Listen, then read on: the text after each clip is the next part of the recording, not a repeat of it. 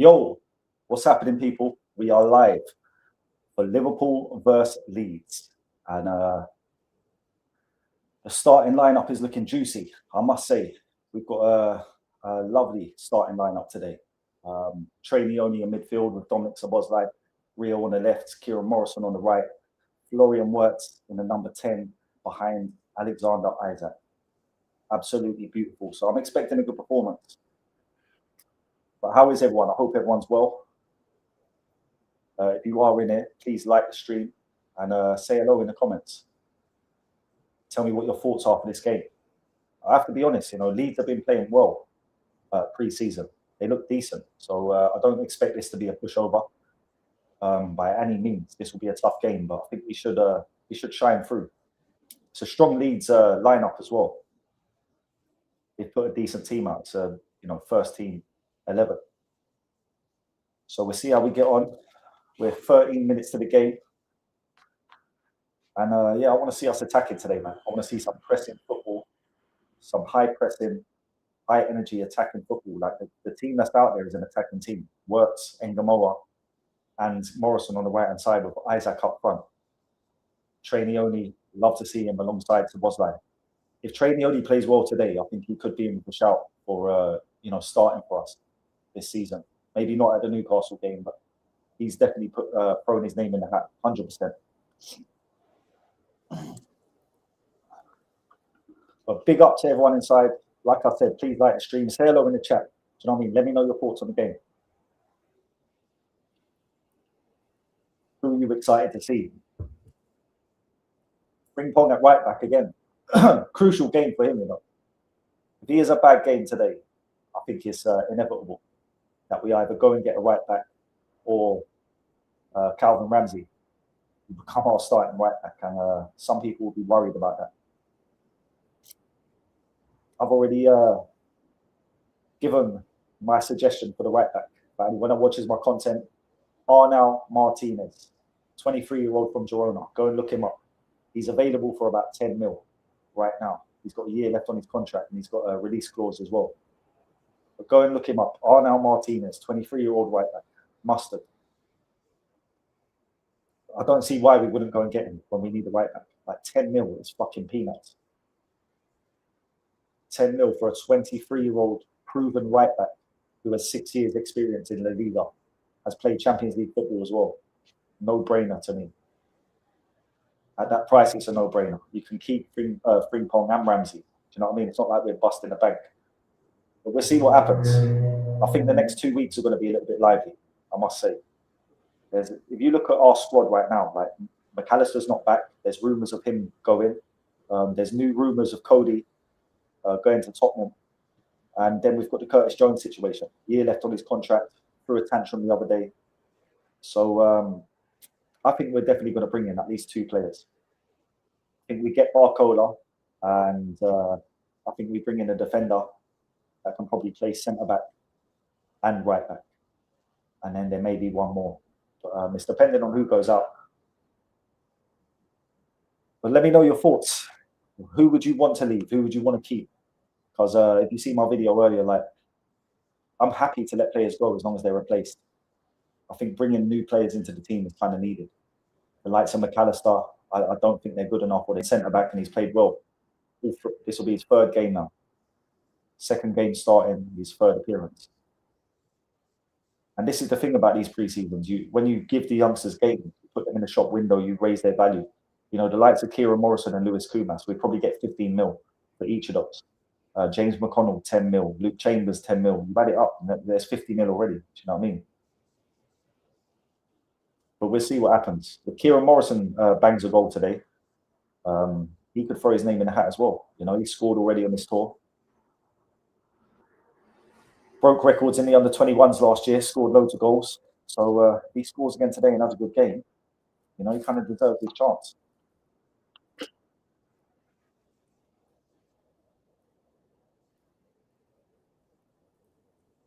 Fucking hell, that stadium looks empty. What's going on? We're only like 7 minutes to kick off. Stadium looks half fucking empty. There's no one in there.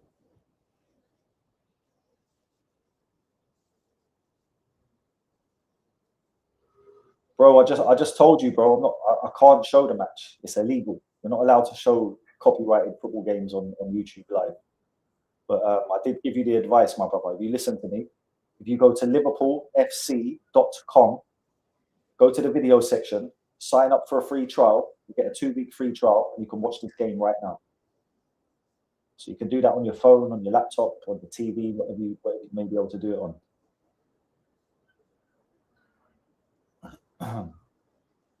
But yeah, glad the boys are coming back home after this as well. I'll be honest. Get them back on home soil. 2 games at Anfield. There's a behind closed doors game on as well in between those games. Yeah, you're welcome, bro. I hope it works out for you. Do you know what I mean? Just go to liverpoolfc.com, click on the video section, sign up for the free trial. Bob's your uncle, Fanny's your aunt. You'll have live footage of the game. But yeah, it'd be good to get them back now. Good to get them back and get everyone at the AXA training day in, day out. Once they get back, they'll have a week of training with everyone back before that Monaco game. So I'm expecting a decent performance tonight. But next week, I think is when that's when we'll see him trying to really nail down his starting 11, because he'll only have 2 games left to do it.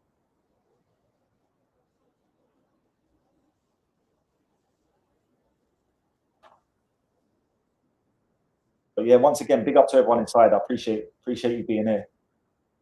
I'm trying to get monetized right now. I need subscribers, so if you haven't subscribed to the channel, please subscribe. Please like the stream, show some love. Do you know what I mean? And say hello in the chat. Do you know what I mean? Shaden's the only man that said hello in the chat. The rest of you, say hello in the chat. Let me know your thoughts on the game. Predictions. I'm going to go for... I feel this is probably 2-0, 3-1, 2-1, something along those lines. I'm hoping we keep a clean sheet, but you have to remember we've got 2 youngsters at centre back. We've got Luke Chambers, who is a left back, and Dupuy, who's fucking 17, or it might have just turned 18. He is an absolute monster, by the way. He does look like he could be a world-class centre back. Like, we're talking about Van Dijk replacements. I know it's early days, but this guy looks incredible for his age. He could play Premier League football, no problem. Send him to Ipswich or Hull, and like he's their main man. I'm telling you.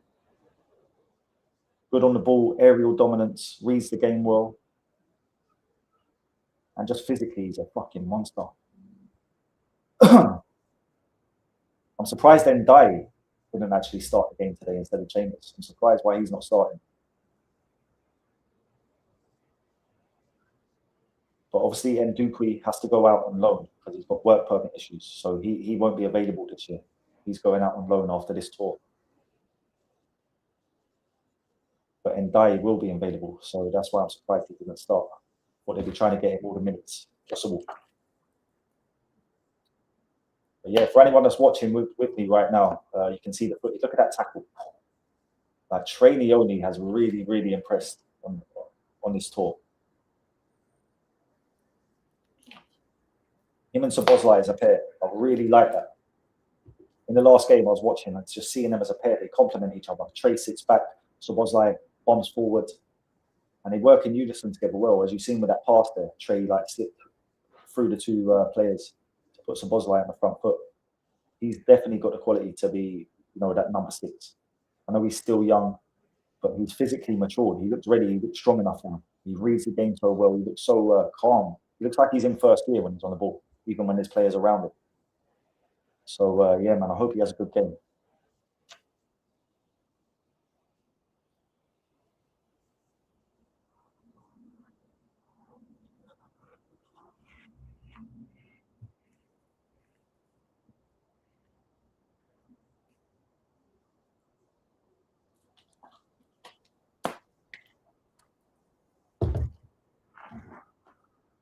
Yeah, I'll go 3-1. I'll go 3-1. Leeds might score because of the centre-back pairing.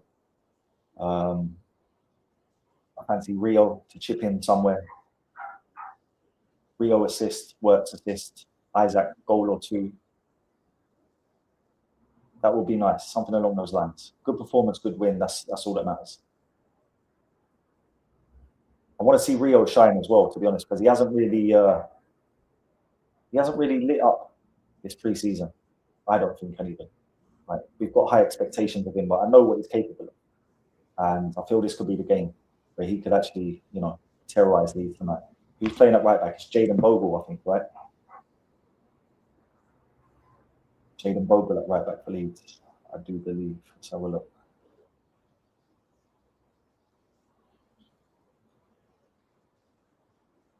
Playing a back three.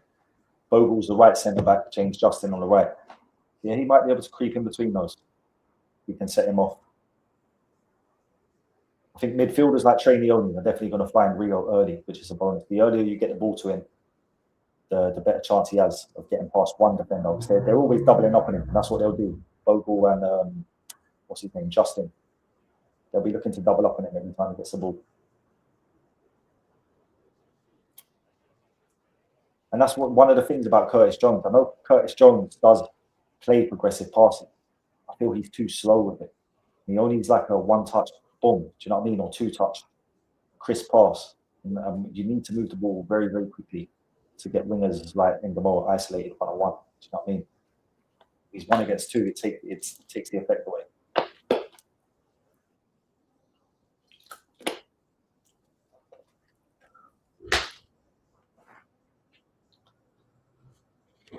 Get this time muscle.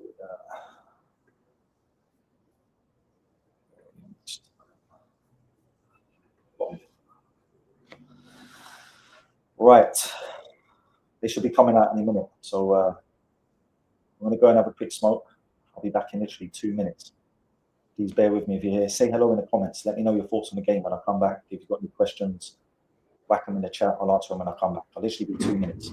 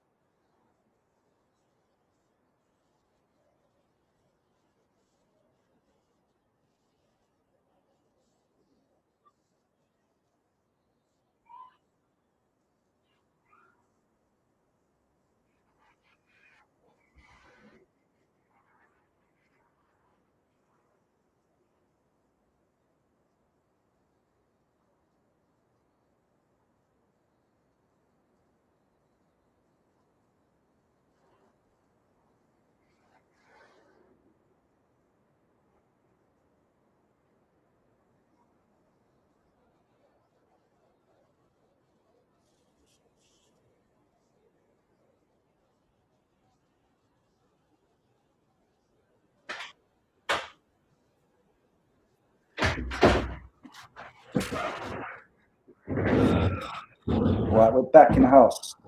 No comments, no questions. Come on, people. Fuck's sake. Say hello if you're in there. I don't know. Some people might just be in there supporting. If you are, fair play. I respect it.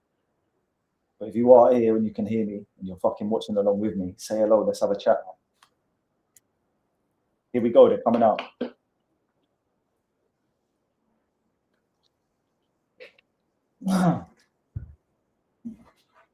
Frimpong saying prayers. Hope God hears him. He might need it, to be fair, the way he's been playing. But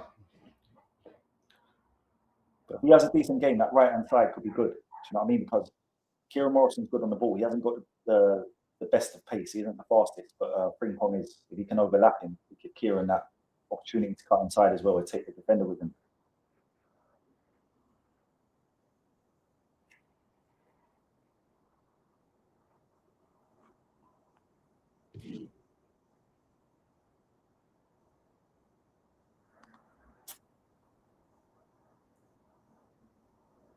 Look at the size of Nduku next to Rio. He's almost fucking double the size of him. 17 years old, man. That's incredible. What is he, like 6'5"? That afro as well gives him another couple of inches on top.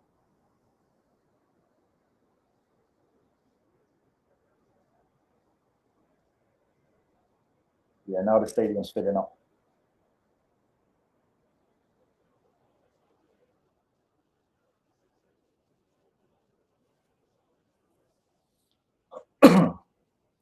Fan base is crazy.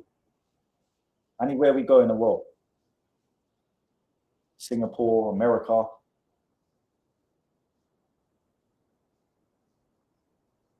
And that's the difference when people say big clubs. Like, you can put a good team together, finish in the top 4 or finish 5th or whatever, but that revenue that the fan base actually brings to the club, different level.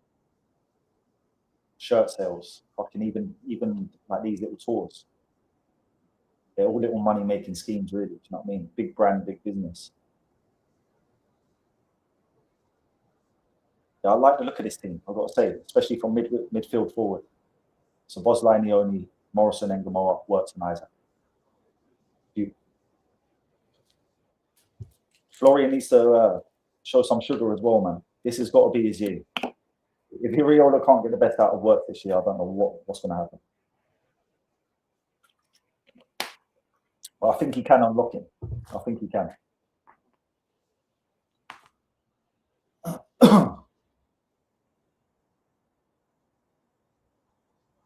It's a strong Leeds team, to be fair. That won't be far off their starting team in the Premier League. Calvert-Lewin will come in. Who else? Harry Wilson might come in. Surprised he's not starting against us. It's a bit of a fucking slap in the face for him. Not starting against his old club, his boyhood club.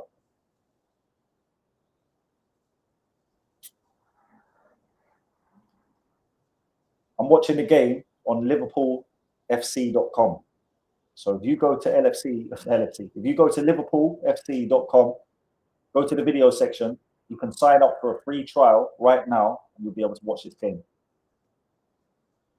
Make sure you like the stream, buddy. Make sure you fucking subscribe to the channel as well for that alpha, please. Be much appreciated. I need to get to 500 followers. I'm only about 3-4 subscribers off, so please help your man out.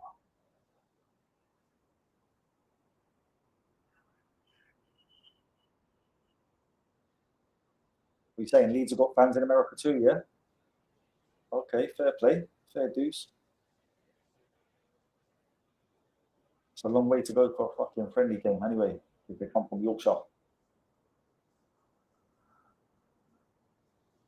But yeah, here we go. Kick off. Leeds are kicking off.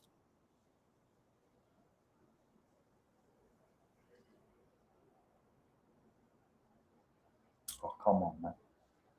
This is fucking idiot, man. It's a friendly game, bro. Just kick off. Right, we're underway. We start the clock. We start the bloody clock.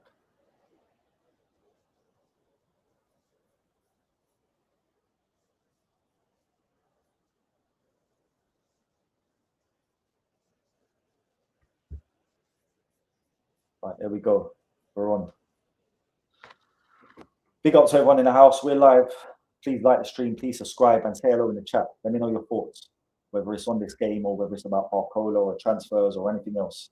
Speak your mind. Let's have a convo.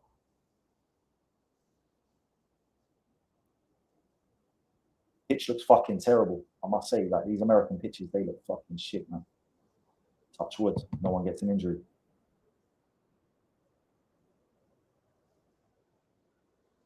What was that? A foul throw?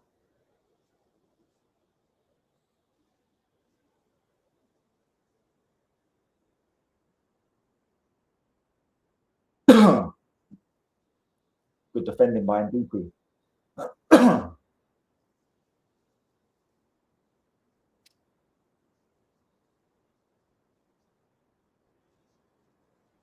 Why is he kicking his legs like?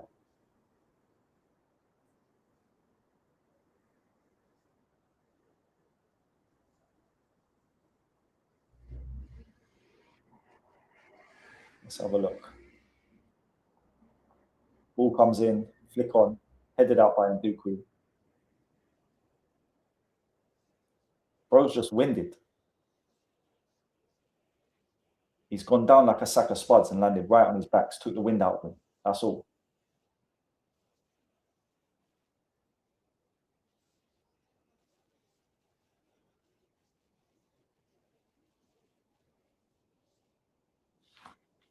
Get him off the pitch, mate.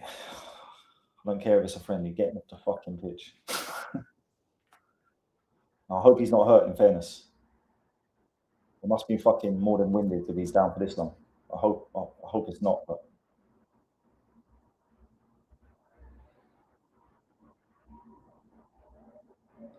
fucking hell, what a start to the game. 2 minutes in, we've got a fucking casualty and a stoppage.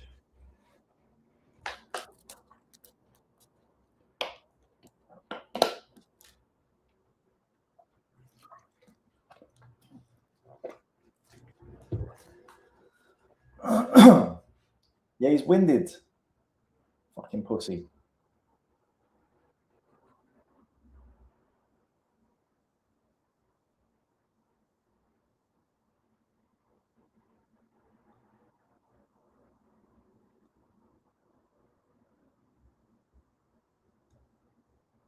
Literally winded. You got winded, bro.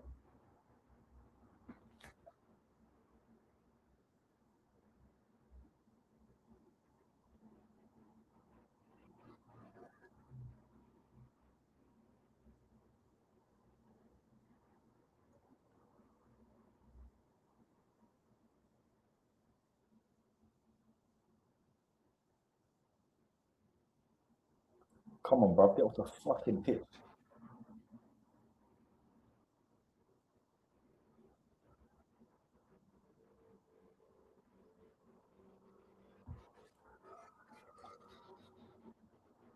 Yeah, so we're getting back underway.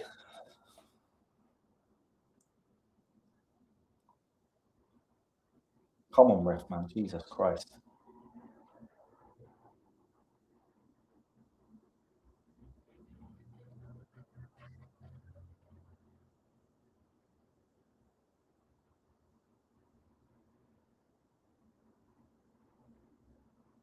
Yeah, I like this. The press looks good. Press looks good. Like that. So Bosley, Morrison, and Isaac. We didn't see that last season, so that's a fucking bonus. Like we didn't see that at all last season. You can see straight away how he wants to play. Look how high they are now, waiting for the goalkeeper to release that ball. Yeah, I like this. I like this. That's a good sign.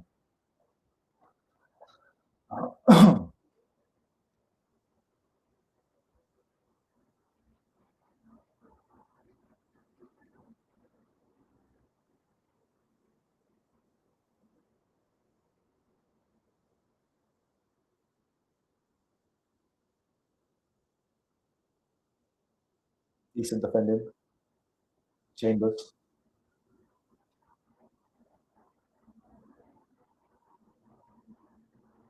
Would anyone give Chambers a go? Like everyone's saying, we need a defender, we need a defender.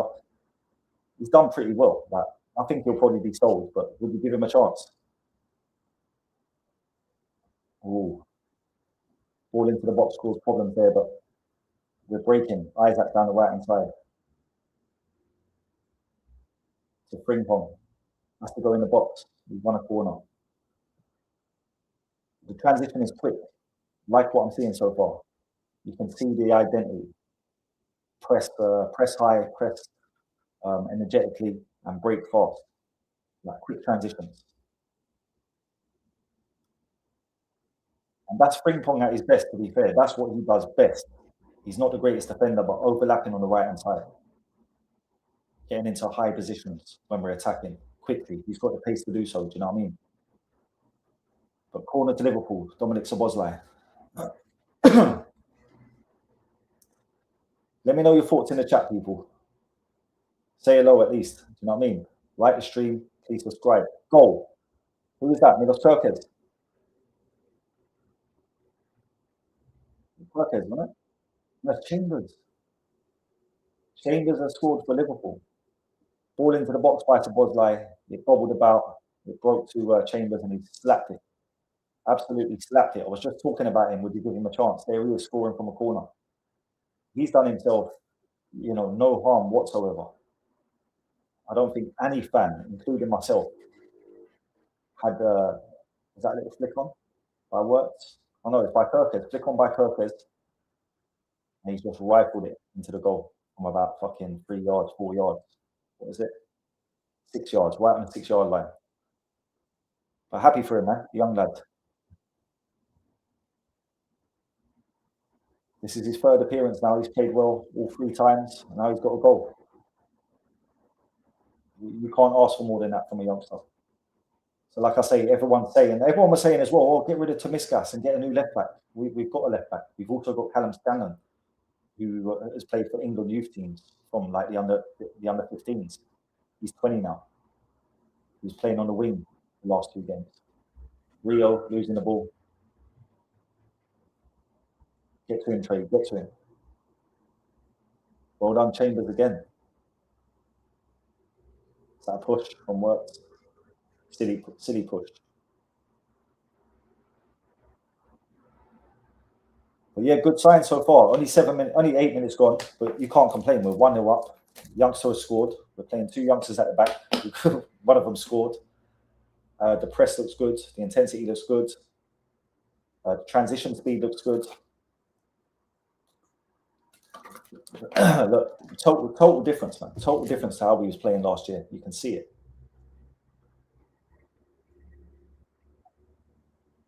Well done, Frimpong. He shadowed well there, to be fair. All through by Leeds, and it goes through to Marvellous City. Frimpong shadowed it out. Let's see Trey. See what I was saying about Trey. Gets the ball out of his feet and boom, direct pass forward.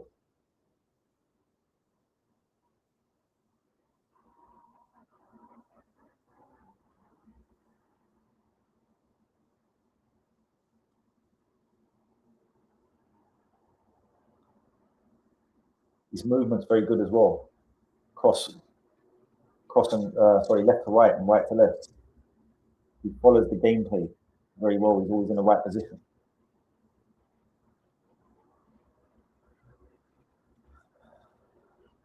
Yeah, the press is very good.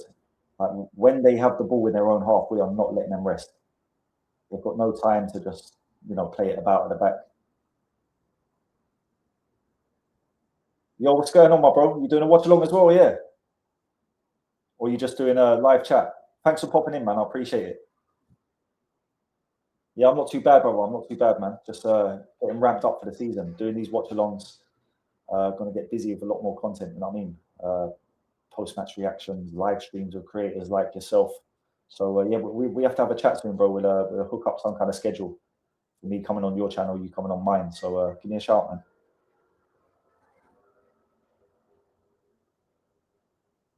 Yeah, fair play, man. Yeah, well happy for Chambers, bro. Very, very happy for Chambers. I was just saying there, you probably missed it. You probably just come in, but I was saying before he scored, I was saying, would you give him a chance? Like everyone's saying, Liverpool need an extra defender. He's a left back, but he's been playing centre back. This is his third appearance now. He's played well all 3 times, and he's just got a goal. So like he hasn't done himself no harm. A lot of the fan base will probably say, no, he's not good enough. He's not a natural centre back. But at the same time, they're asking for a hybrid centre back that can play centre back and right back. So I don't know. I think sometimes we can be overly harsh on our youngsters and not give them a chance. But when they're given these chances, if they actually show that they have the ability, I think they deserve to have their chance. I get both arguments, though. Do you know what I mean? You can't rely on youngsters and they're unproven. It's risky if it goes wrong. Do you know what I mean? You'll get annihilated for it. But he can't really do much more with the chances he's had. He's played very, very well. Yeah, I do, bro. I do. Like if you look at my videos, you'll see. I think in reality, we could do with a right back and a centre back, especially when Arnel Martinez of Girona. If you don't know him, go and look him up. He's 23 years old. He's got Champions League experience, and he's played 6 years in the Liga. So he's got 6 years top flight football experience. He's 23 years old, and he's available for about 10 mil. Nice pass there into Trey from Kirkes. Look how much ground he's made up there. Give it back to Trey. Look forward into Isaac's feet, bro. This guy is fucking mustard. Well played, Morrison, as well. Isaac's linking up well. Yeah, I'm liking what I'm seeing. Ping pong to Trey. Trey into Isaac. Trey runs on. Isaac couldn't find it. But he can do it all, man. He's got that forward ability as well, trying to play the 1-2 and run into the box. This guy can play box to box. He can play number 10. He can play number 6, the DM. Like, I'm not sure people are aware of Trey's ability. This is a top footballer in the making. He's 20 years old now, I think. He's either 19 or 20. He's ready. He's ready. Trainee only is ready. Oh, sorry, my man. Thank you. Paul Smith, thank you, bro. I'm still getting used to these watch-alongs, I've got to say. Thank you for the reminder. Leeds are breaking. Szoboszlai, great running back. So, I mean, the midfield with Trey and Szoboszlai has got the right balance. I think it has anyway. Trey's the holder. Szoboszlai is the high-energy box-to-box.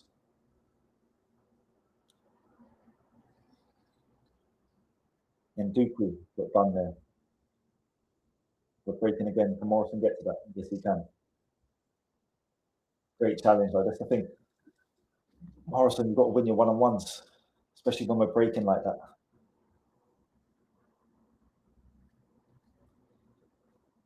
But yeah, big up, Paul. Anyway, nice to have you in here, bro. I'm guessing everyone in here is a Liverpool supporter. Let me know if you're not, or you're just here to support, or say something. Don't be shy. Let's have a chat, man. Trey again. Bro, this guy. That's a decent ball by Isaac as well. It's a bit short, but I'm liking the playing style. Liking the playing style a lot. A lot of the good stuff is coming down the right hand side as well.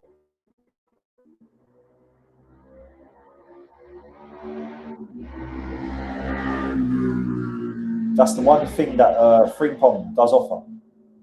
That was a good header, by the way. Good save by Marmonashvili.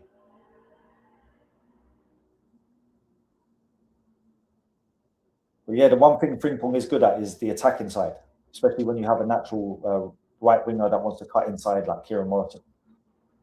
Providing the overlap, he's got the pace to get up very, very quickly. Rio on the left hand side, skin him. Go on, skin him.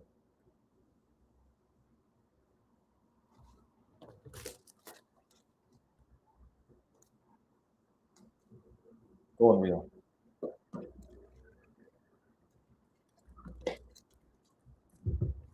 He's lost out, man.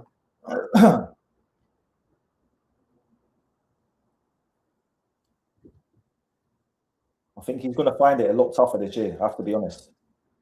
Because people are aware of his talent now. They're aware of his pace, how direct he is. So, like, they're going to double up on him all the time. Like, when we play teams, especially at Anfield, they're going to have, tactics in place to make sure there's two man there when Rio gets the ball. Morrison right hand side.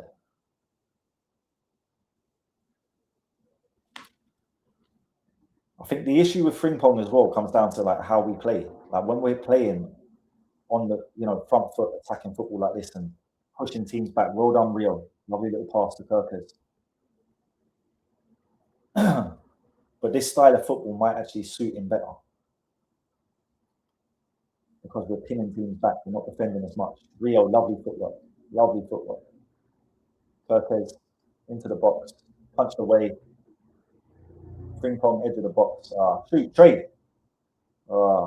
Trey shot on target from outside the box. He tried to side foot into the corner. I didn't get enough power on it. Good signs. Lovely work from Rio. The footwork, as we know what he's got. But utilising Kirkers as well. He's not trying to do it all himself. Seeing that overlapping run, letting Kirkers get the chance to put the ball into the box.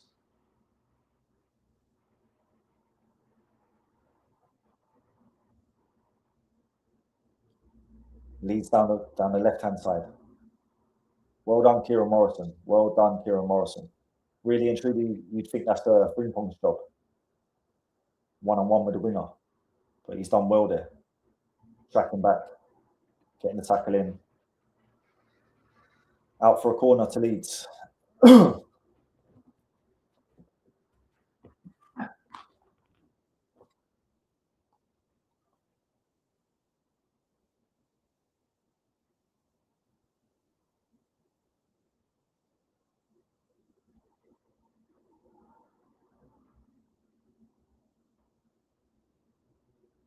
Well done. That's the Szoboszlai.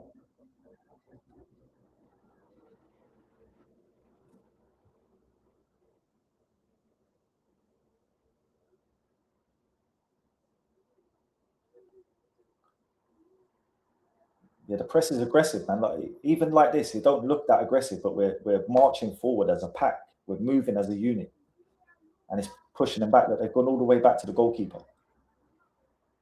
Everyone's following their man. See, when Ampadu's going deep, Szoboszlai's following him. Now they've just switched men.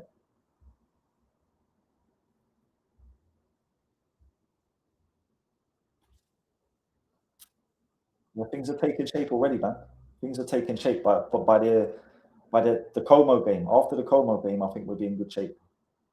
The fact that we have, Verge and others to still come back into this team, you can see the brand of football, the style of football that he's trying to implement. I had kick out from Marmonashvili, gives it straight to Leeds, Bogle. But Kirkes wins that back, solid. Oh, lovely pass by Rio into Szoboszlai. Lovely bit of vision there by Rio. He started the game well.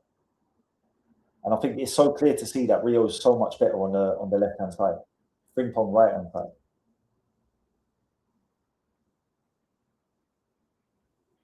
Morrison to Works. Nice. Works to Frimpong. Frimpong takes it. Frimpong tried to do a little bit of sugar, but it didn't come off.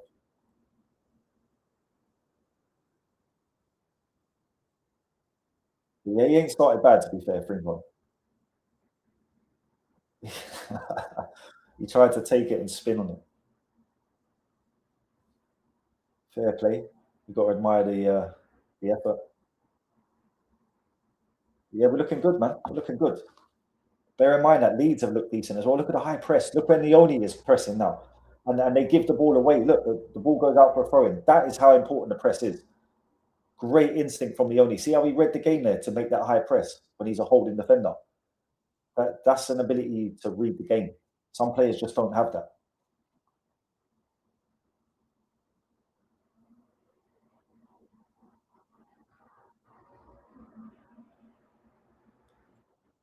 Bro, I think so. I think so. Like last year, we didn't know what we was doing. The one thing about this, like this is only a friendly, but I can fucking see the progression from the first game. The second game was a bit flat because of the way Wrexham played. Rio again, lovely work. Szoboszlai. Oh, Szoboszlai wins it back. Mate, I'm loving this. I'm loving this. This is the what did Salah say last year? Heavy metal football, yeah? This is heavy metal football. This is aggressive. This is like a boxing match where one boxer's walking the other boxer down, you get me? And the other boxer's backing off, circling the ring. And that's the kind of fucking aggressiveness we need. When they have the ball in their own half, we're attacking them to get it back. And they're putting them under pressure. And that's how we won that throw in. And that's what you do. You cause mistakes. Sometimes in high level football, it comes down to individual errors and mistakes. You've got to force those mistakes and errors because the average Premier League football is of a decent fucking level. So when you actually go through the levels of squads and players, like the top 8 Premier League teams have all got fucking fantastic squads that can beat each other on any given day. So the actual that's where the coaching makes the fucking difference. You know what I mean? For me, the coaching makes a difference. And things are looking good. Rio wins a free kick.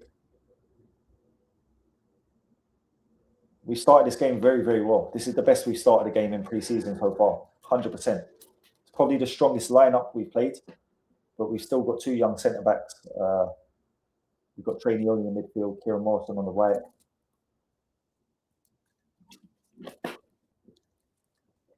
So, yeah, impressive start, man.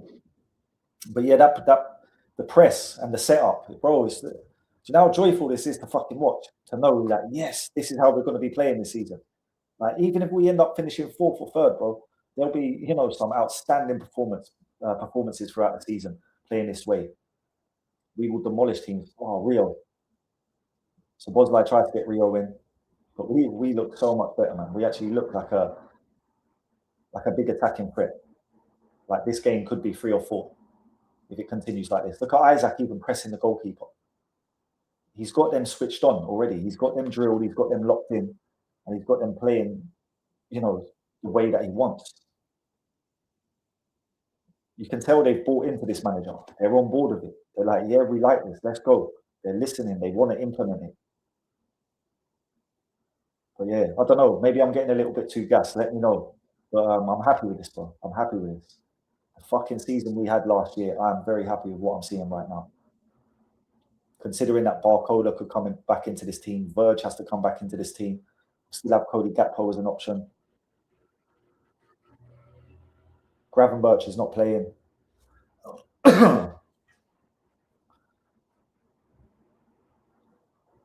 So, like I said, the style of football sometimes is more important than the actual fucking individuals, and that's why you see lesser teams succeed, win cups, win championships sometimes because they got great managers. And Duque dealing with a little problem at the back.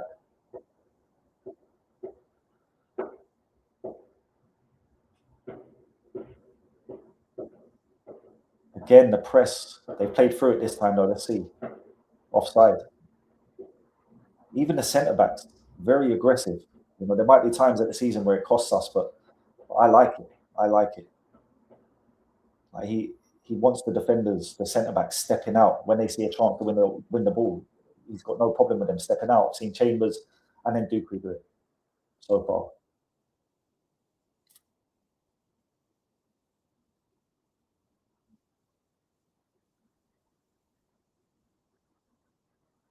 But yeah, I think if we keep a clean sheet in this game, Chambers, Trainee only again.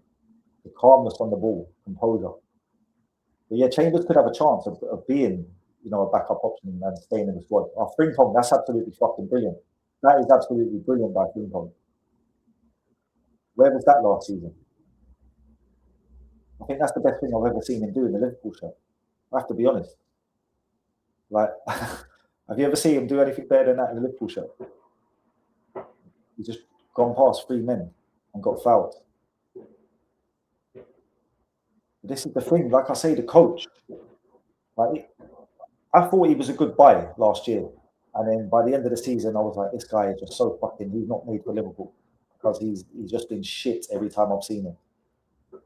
But a good manager, you know, prepping him how to play, what to do, where to be, and you know, utilizing his best fucking features, which is his pace. He could have a decent. You never know, man. You never fucking know. Stranger things have happened.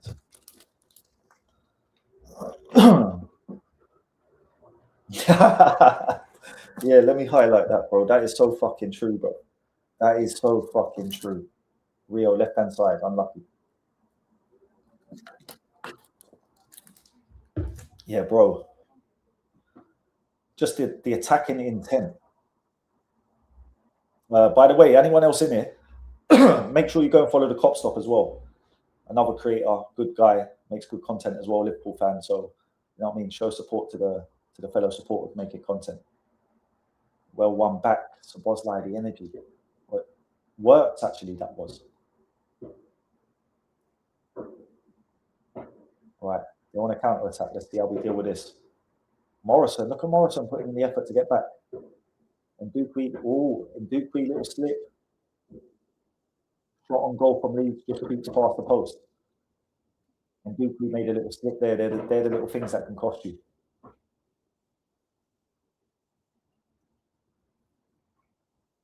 Great tracking back from Kieran Morrison, though.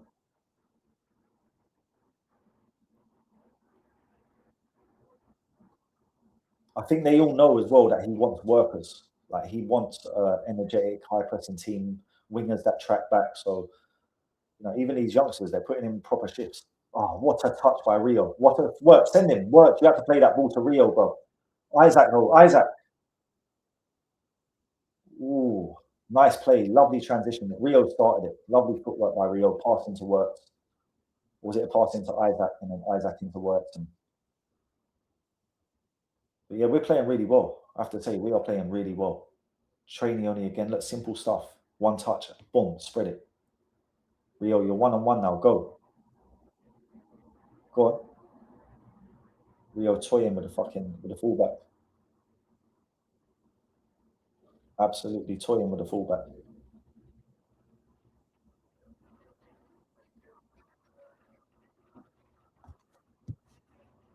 Yeah, people. Thank you to everyone that's here. I appreciate it.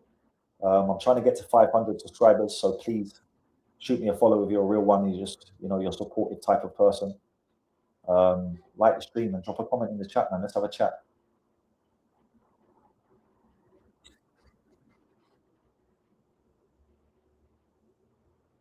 Decent ball by Morrison, too short though. But we've got them pinned back. Like the shape is brilliant.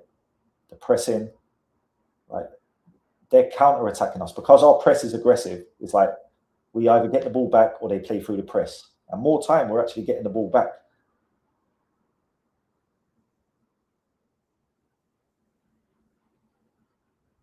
See that little injection of pace, and instead of going to Kirkes, he passes straight to Rio. I'm telling you, Trainioni is a gem. And I think some people don't see it because a lot of what he does is just this, oh my God, Rio and Gamora again. Tell me that Rio is not. Rio, get there. Ah, he's nearly scored, you know. He's nearly scored. I hope he's not injured. Please get up. No, he's all right. Yeah, he started the game really well. Oh, he is. Is he injured?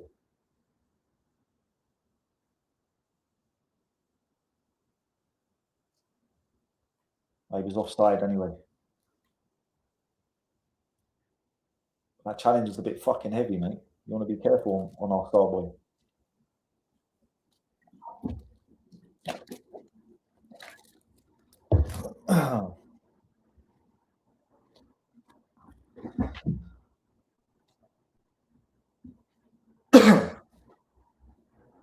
But let me know your thoughts, people. Cop stop. What's your thoughts? Anyone shining for you, or any changes you'd like to see? Like at half time, we're probably going to see 5 or 6 changes. I'd imagine. Maybe not that many, but we should definitely see some changes. So Bosley, this midfield pairing of Bosley and Trainioni, I'm telling you, it's the one. I'm telling you, it's the one.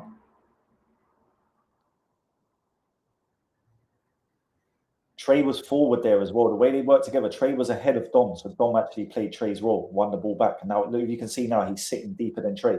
Now we've got the ball back, he's running up the pitch. Chambers running out with the ball. Bro, what has he been feeding these men this week? Oh, decent ball as well. Chambers going to get there. Or Kirkes, sorry.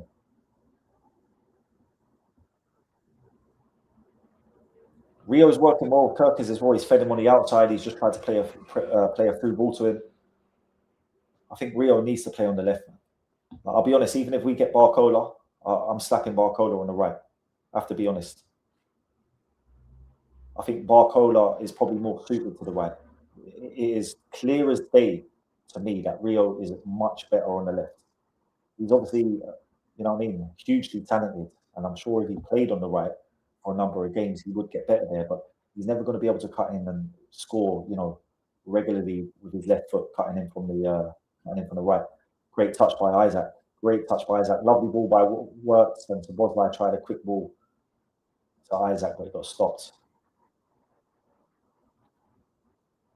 Brother, I can't believe what I'm watching to a certain extent. I don't want to gas it up too much, but like I can't believe he's made this much change. Trey again, lovely, just missed Works. But like, I can't believe how much of a change in the football.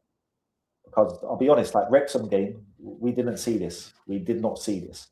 It was a much weaker team. Do you know what I mean? The fact that we've actually got Szoboszlai, Works, Isaac, and Kirkes as well, who's our main guy at left backs. Like those senior players all starting in this team with the probably most talented of the youngsters in Trainioni and Kieran Morrison. Then obviously we've got Rio on the left hand side. So this is a really strong team compared to Wrexham, and we're seeing the difference. Rio's just having fun out there. Left foot ball into the box. Love that. Love that. Want to see more of that from Rio. It wasn't the greatest ball, but it went through to Kieran Morrison, who's still got it here. He's going to win a free kick, I think. No, he's still got it. Good ball by Morrison into Isaac. Isaac's playing well as well. Isaac's link-up play. Couple of dribbles. Rio, back post. He was up in the air for a header. I don't expect him to score many headers, to be fair. As clear as day, my brother. As clear as day. Trainioni again. Trainioni. Look at that. And then, oh my God. Is that a foul? Yes, it is. Trainioni Trainioni has to play, bro. I'm telling you, Trainioni has to play for us this season. Trainioni. Look at that. Wins the ball cleanly. Leaves Mencha on the fucking floor. dribbles into the box, and then little flick to Rio, who wins a free kick. I've been saying it for a while. Been saying it for a while about Cranioni. I said it before pre-season because I know I watched the academy. I do my research on players. Like when we signed him, I've done my research on him at Leicester. Then I've been watching him, in the academy, in and out of the first team for the last two. Who's down? Oh, it's a Leeds player down. Bro, Rio has to start on the left. Another thing I said last season, you can. I think some people don't know how to actually tell a baller. A lot of people judge things off of reputation. So oh yeah, he plays for Real Madrid and Real Madrid are sick. Yeah, get him. Do you know what I mean? But they think a lot of people automatically think people are too young, too unproven. In the end of the day, if you're good enough, you're old enough. And if you're good enough, you need to play to get experience. It's as simple as that. Both of them could be massive players for us this year. Rio Engamoa at 18 and Trainioni at 19 or 20, whatever he is. Two players that weren't starters for us last year can come in and be fucking really important for us this year. I'll be honest though, yeah, I'll go through I'll leave it to half time. We'll talk about transfers. But I still would make movement. Do you know what I mean? I feel we could we could let go of McAllister, bring in a midfielder. I think we're bringing in Barcola, and I think Cody can go. There's other people that can go. So there is still a lot of movement. This team could get even better for sure. We could bring in a few signings and make it better.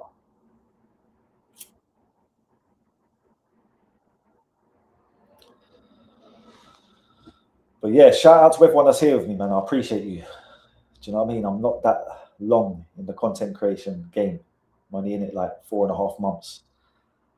Done pretty well, and I'm trying to get to 500 subscribers and get my first monetization on YouTube. Nearly there with the watch hours. So I appreciate you all being there. Stick around. I'm going to be doing watch-alongs to every Liverpool game this season. Every single game. Carabao Cup, FA Cup, Champions League, and whatever else pops up. So yeah, man, shoot me a subscription or a follow, whatever you want to call it, and stick around. So Bosley free kick, left-hand side of the box.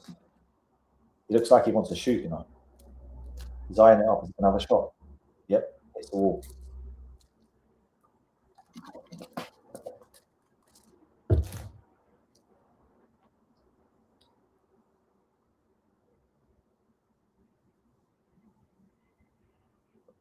Simple things so well. Gets the ball out of his feet and spreads it quickly. He's just in the right positions to win it back. It's that reading of the game, the positional awareness. Look at that ball into Isaac as well, into his feet. Look at him here as well. I thought he was going to win that back, but he's just in the right place.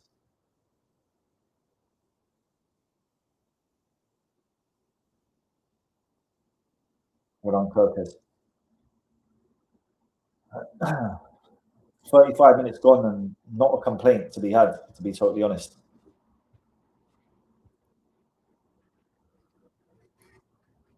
Rio's out there on the left taking a piss. Trey's playing well. Szoboszlai. Luke Chambers has played well, got a goal. Isaac's looking sharp. Works has been a little bit quiet, but he's been good at the same time. He's linking up well. When we have had them counter attacks, he's been involved. Do you know what I mean?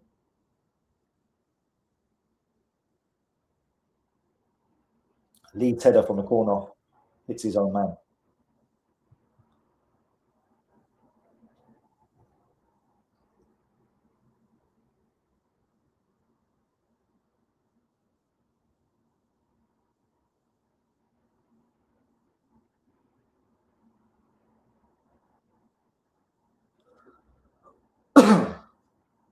Look at that ball again. Oh my days. Please tell me someone in this room right now seen that pass from Trey into Isaac. Works transitioning now. You've got to spread that one more to Rio. Well done, Kirkes. So, I mean, Works, that pass wasn't the greatest. Rio, left-hand side. Go on, cut in and shoot. He goes on the outside, left foot. Oh, left foot across the box from Rio. Should have been tapped in by Kieran Morrison, to be totally honest.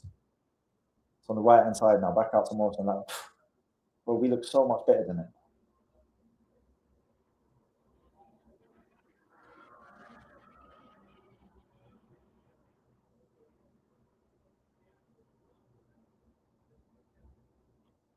Chambers, well done again. Gets the ball out of his feet, runs forward and feeds Rio.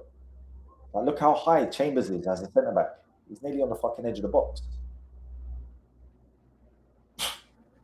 Engamoa is just a problem for fucking fullbacks. Like, he's the worst nightmare as a fullback. That's a painful 90 minutes.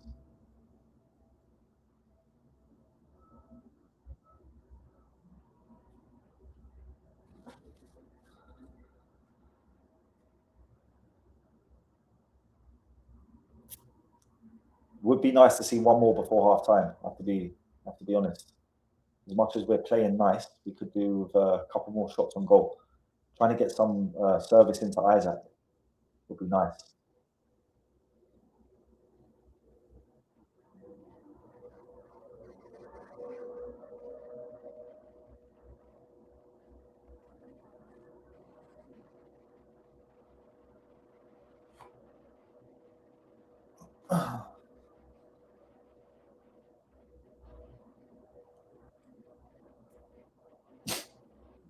Chambers and Nduki at the back, they look so comfortable. I have to be honest.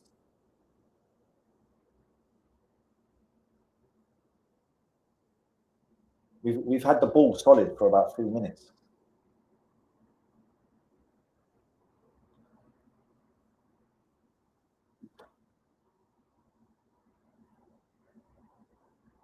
Works loses out in the midfield. So far he's probably been a little bit disappointing. Like I said, great work by Kirkes to win the ball back. Work picks it up. Rio, left hand side, good ball into Isaac. Nice touch and turn by Isaac.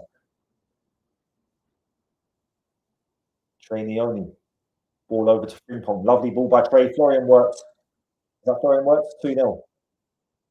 Lovely stuff. Lovely stuff. Beautiful football. The ball by Trainioni made the goal, basically.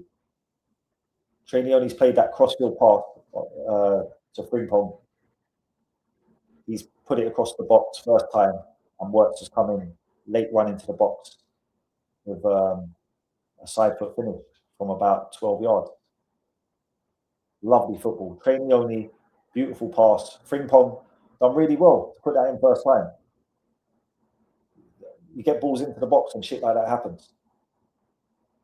It was up in the air. He's kind of like stuck a leg out and volleyed it. Side foot volley across the box. Works comes in, wallop. Things are looking good, man. Things are looking good. Things are looking good. Things are definitely looking fucking up anyway. That is for sure. We didn't see nothing like this last season. And the fact Florian's scoring, I said he's been a little bit disappointing so far, possibly. He's just shut me up. So I mean, he's got his goal. Good run into the box as well. Just being like, they look well organised. People are in the right positions. Like Frimpong is a right back, but he's the furthest man up on the right in the attack, available for that pass from Trey. Trey actually knows to see and look for that pass, and then Works is coming into the box. Like, everyone seems primed well. They know their job. They know how to play this system. They know what the manager wants from them. That's how it looks right now, and it's going well. 2-0 up, and not a worry from Leeds, to be fair. They've had a couple balls into the box. One header that Marmalashvili saved. Another couple of headers that didn't really go anywhere. But the ball from Trainioni, look at this again.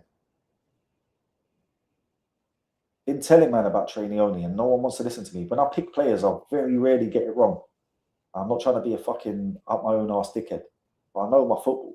Been playing since a kid. I've been watching this shit my whole fucking life. You know what I mean? Championship manager, not all of that.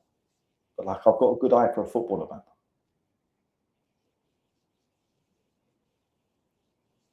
man. And he's ready. He is ready. Trey's ready. Trey could be a massive part of our first team this year. This pairing looks so good together. They actually complement each other, and they're the things you need in a football team sometimes. The partnerships are so key.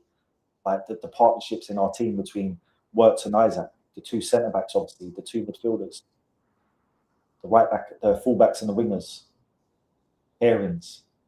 When you get pairings that work well and complement each other, you have to do you know what I mean? See sense sometimes.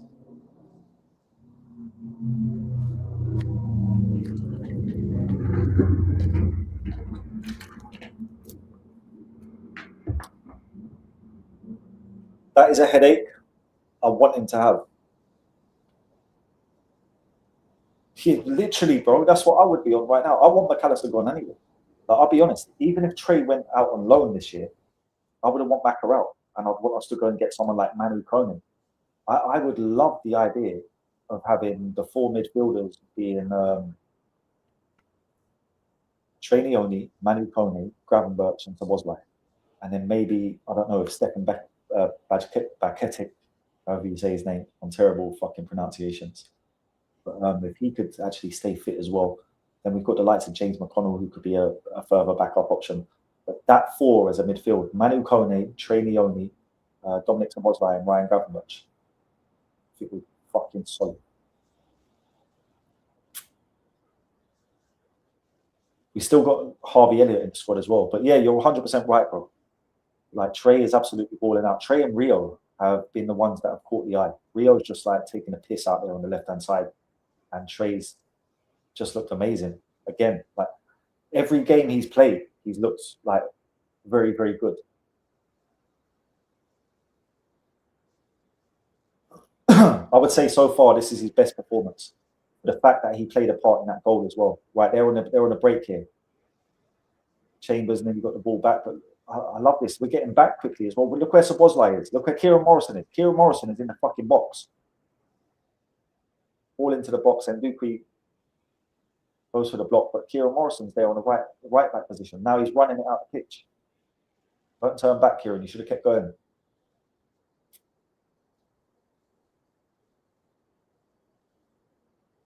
Yeah, these two look like they like playing together as well.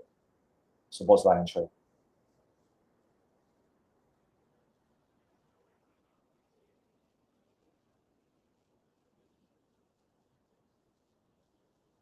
All into the box by Leeds, away by Chambers again. Engamoa in his own fucking half doing madness. Did he get the free kick? Well, the ref didn't give the free kick. See, stuff like that can be dangerous. Misplaced pass by Trey, but if you're watching that, you've only got to be pleased with that. Look at that. The ball comes to him from a pressure situation. Did he even take a touch there? Look, he turns on the ball and fucking tried to fire it out to the right wing. Got the pass wrong that time, but like, it just his understanding of the game, his vision, the way he sees things. 4 minutes of added time.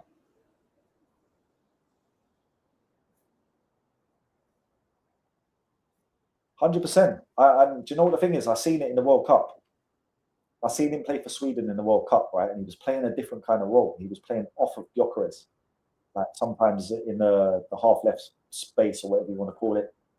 But he was looking sharp. I seen him in the World Cup and I was like, fucking hell, he looks fast. I was like, he looks fast again. I see him dribbling past a few players and that. He obviously got the goal.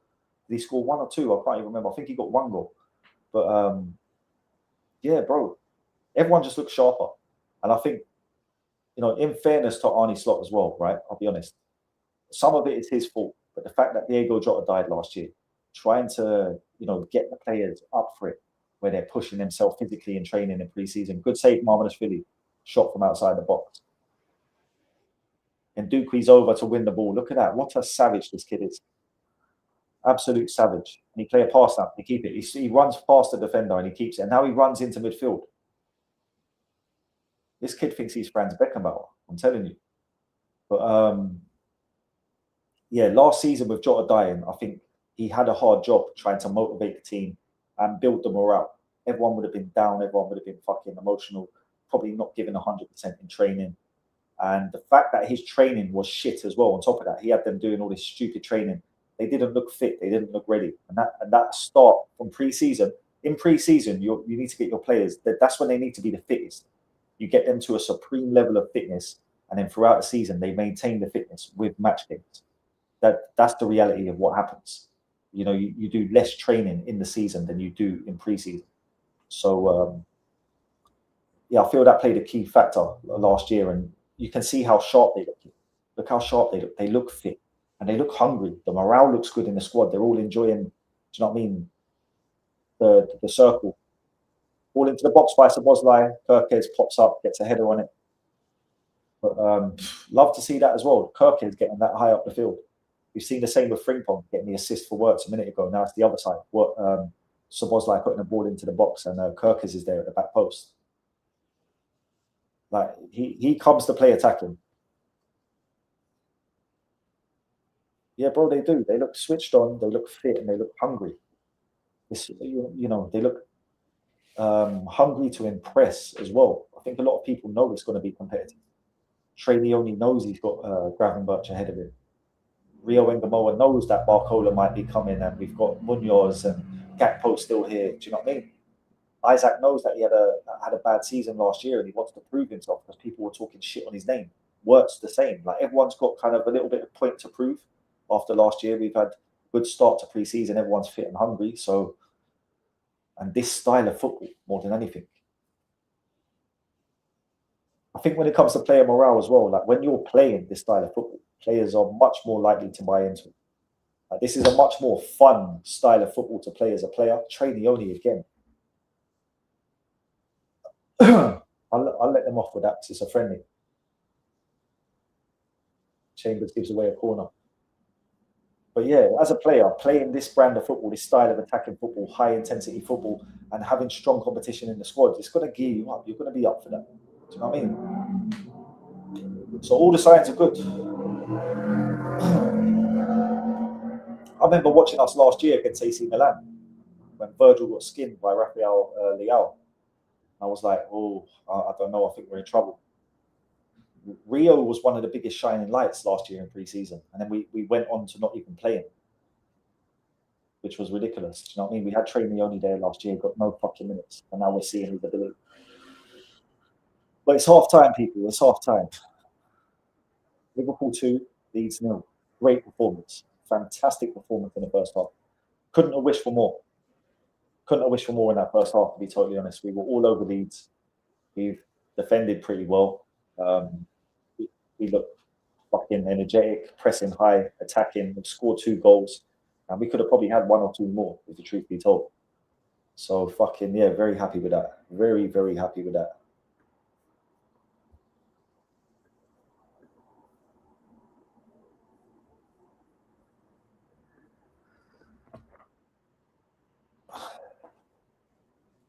And that's what I was saying, bro. And not only do they have roles, but they all look like they know what their roles are, what is asked of them, where they should be at certain times.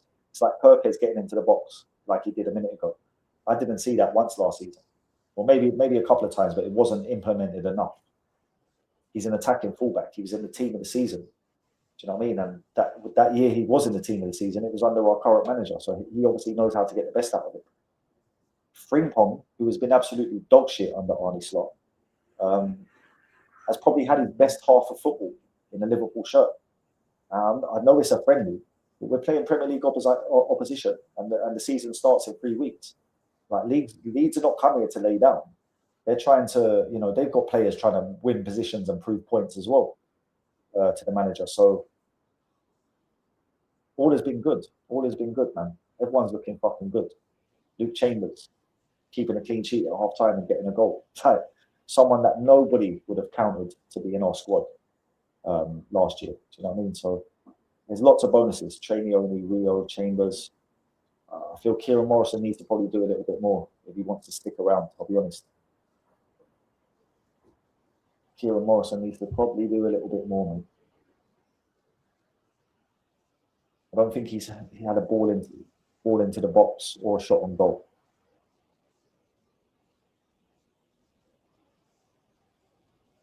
You might see Kumas in the second half. That's one thing I like about Kumas. I'd say that Kieran Morrison is probably a more talented player than Lewis Kumas. But Lewis Kumas his mental attributes are better.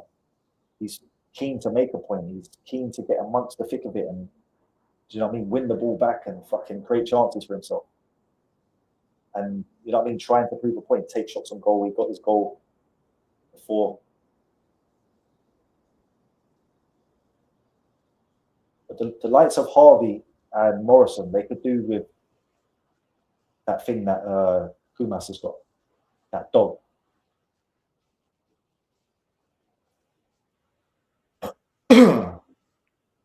But yeah, big up people. I appreciate you all being here, honestly. rest of you, say hello in the chat, man. I want to get to know my viewers. You know what I mean? Let me know where you're from, if you're watching the game, or if you're just listening to me chat shit about it. But either way, it's been a good half of football. And while we've got this little break, I'm going to go and have a quick smoke. So bear with me. I'll be 2 minutes and I'll be back.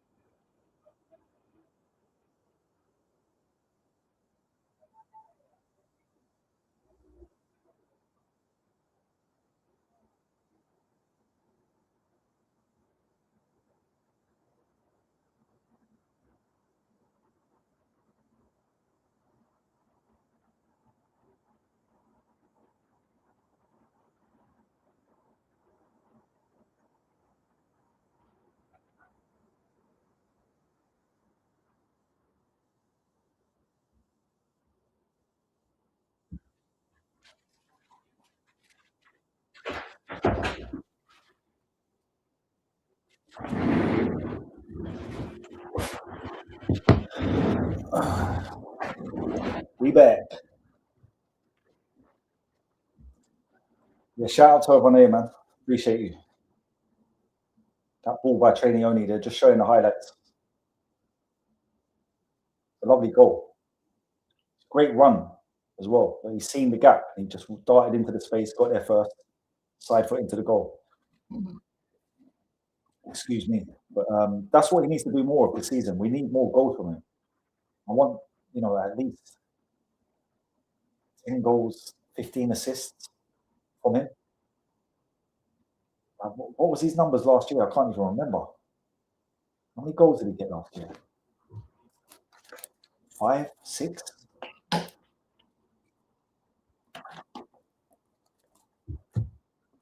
Yeah, like dependency that we had on Salah as well. It's got to be shared out. Isaac's our gunman. Obviously, we expect him to be the top scorer in the team. But we need goals from Work, and we need goals from Ngamoa, and we need goals from Barcoda if he comes in, or whoever's playing on the wings. I think Munoz could actually shock a few, you know. I was a bit gutted that he didn't make this tour. The fact Spain won the fucking World Cup means that he gets here probably latest. Do you know what I mean? Him and Maka come back the latest.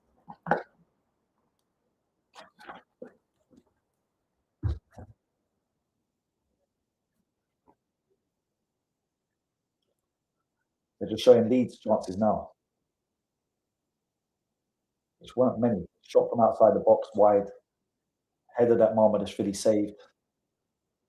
Other than that, I can't remember many more, to be honest, or any more. Had a couple of headers that pinballed around the box, but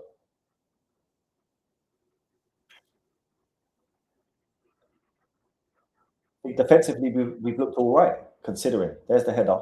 Great save by Marmadashvili. He done well to get a good hand on that, push it out. He's pushed it right into a central area. That's the only worry.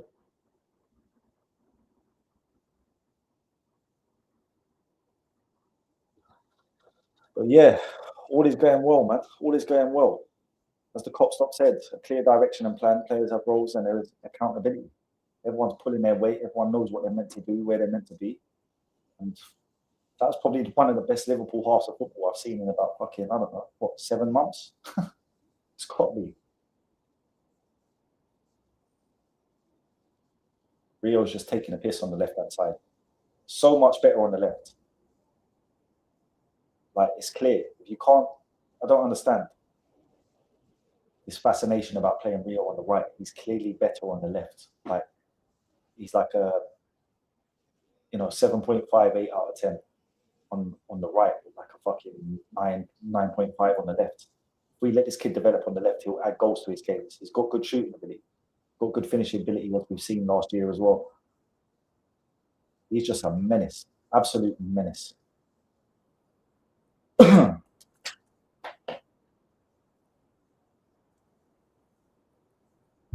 And people knock FFP a lot as well. But like, getting a player like that for the price we paid for him, now he's in the first team. People, everyone loves him. He's one of the biggest stars in the team. Over the next years, Rio will become one of the biggest stars in football. But here again, if you're watching with me, Ping Pong, you know what I mean? Bombing down the right-hand side, but we're attacking. He's the furthest man up on the right-hand side when we're attacking. He's getting past Morrison.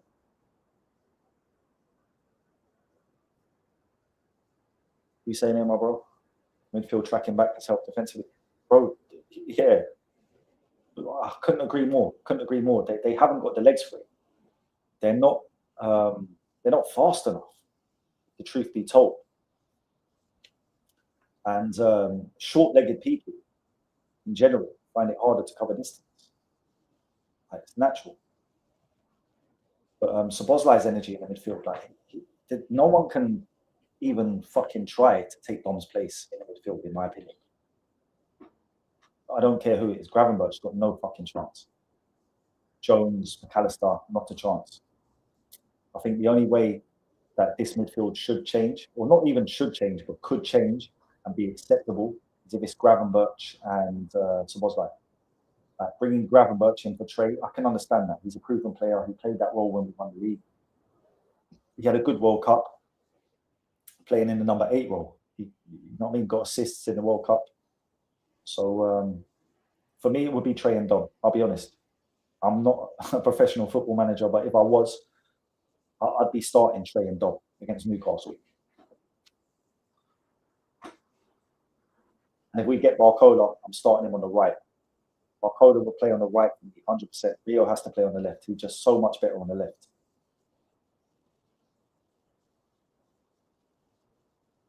And the modern game as well. I'll be honest. This is why, like, me personally, I've been crying out for a left-footed right winger. There's not loads of options out there, but there is still some good options. I think if you're going to bring in Barcola, you should really be looking at a cheap left-footed option as well, because I think Morrison's going to be sold. I do, honestly. I think Morrison will be sold.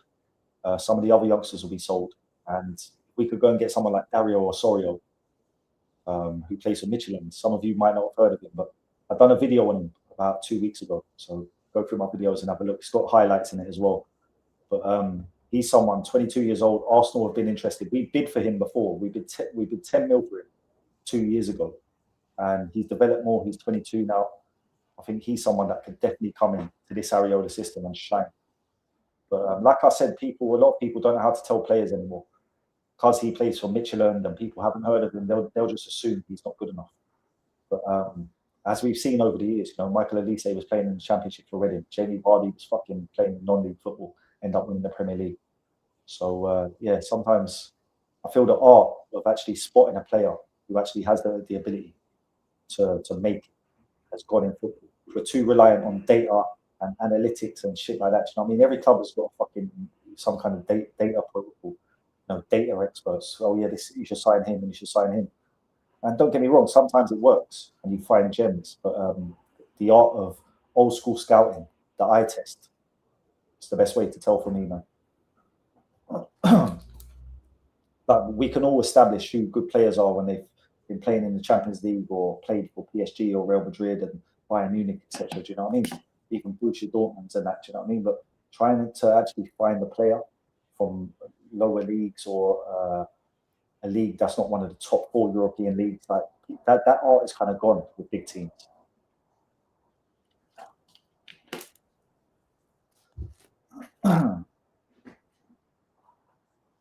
Virgil van Dijk used to play for Celtic, and he was the same player that he was at Celtic that he was the next year at Southampton.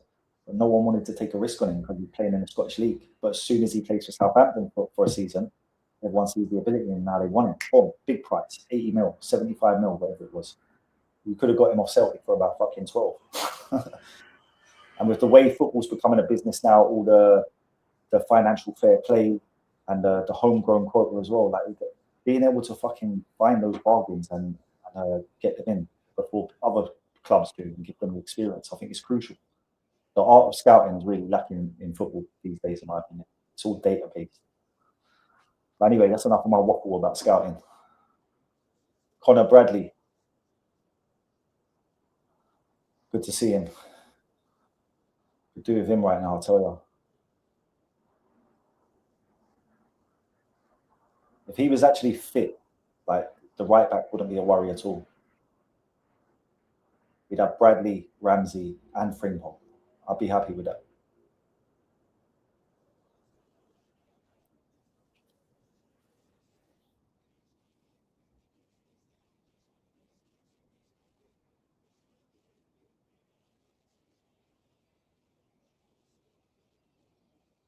New shirts all over the place. The amount of new shirts they must have sold in the last few weeks. That revenue, boy. I seen something as well saying that Liverpool have sold since they went from Nike to Adidas. The Adidas kit sold something like 5 times more than the Nike kit sold. And you see the stuff that Adidas do, the marketing and shit, with even players like Rio, and Rio's in a lot of adverts and shit now for Adidas, doing a lot of media work. And these tours are part of it as well. Like, it's a revenue. Football is a business now. Here we go with the changes. We're back out. Isaac's coming off, or Chiesa, I think that is. That Trainioni coming off. I think Trainioni's coming off for Curtis Jones, which is a little bit of a shame, to be honest. I think there has to come a time where you give him 90 minutes. Do you know what I mean? To really test him, or fucking 75 at least. But like, Dom's still out there. Like, we know Dom's proven. Do you know what I mean? Why couldn't you bring Jones on for Dom? But I suppose he is wearing the armband, so he probably wants to keep him on for that. Let's see who he gives the armband to today when he comes off. I'm fucking certain it's going to be Jones. That's another one. What's going to happen with Jones? Like, he threw that tantrum the other day. He's only got a year left on his contract. Like, what is actually going to happen with him? Is he going to sign a new contract and stay? Or let's have a look at the changes anyway. What have we got? See if the changes are up there yet.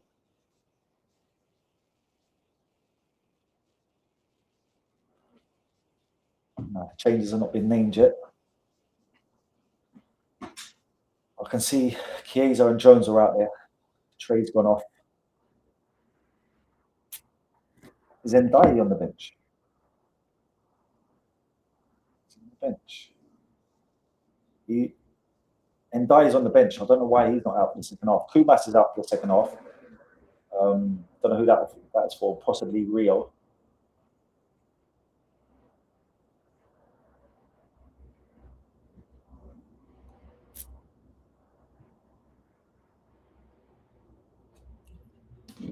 Calvin Ramsey, I'd imagine. Will he be coming on?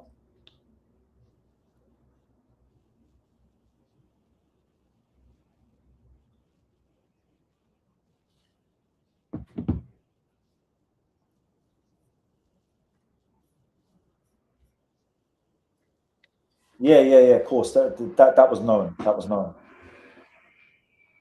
That they was only going to get 45 minutes. Trying to think now, who's come on for Works? Or was he brought Curtis Jones on for Works and played Dom in the 10 and play? I don't know. We'll have to see. I'm waiting for these fuckers to show me the subs.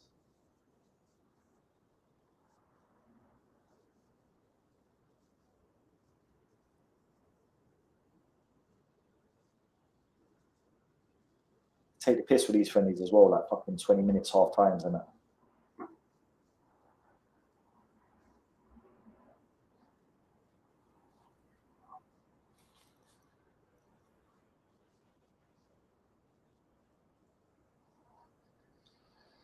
Just looking at fucking fans dancing.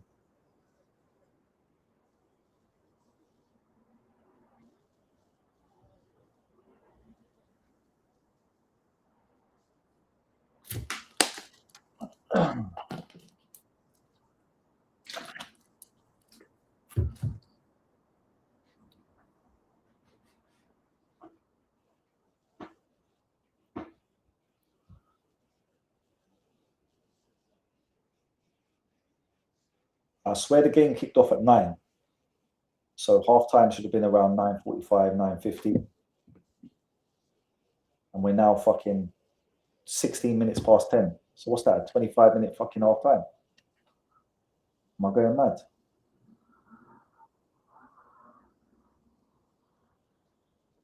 Fucking cameras just on pan showing me every fucking cunt in the stadium. I think I've seen every single person in the stadium.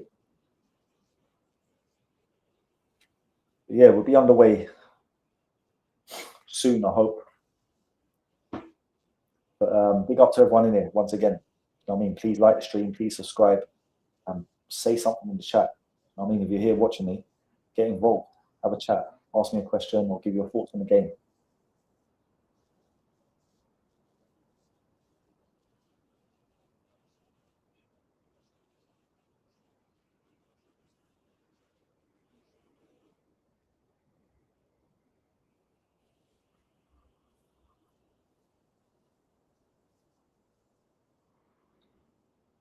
I can't lie, just looking at all these fans like McLaren dancing and that's doing my nutting. So I'm gonna go and have another quick 2-bun off my Zubi.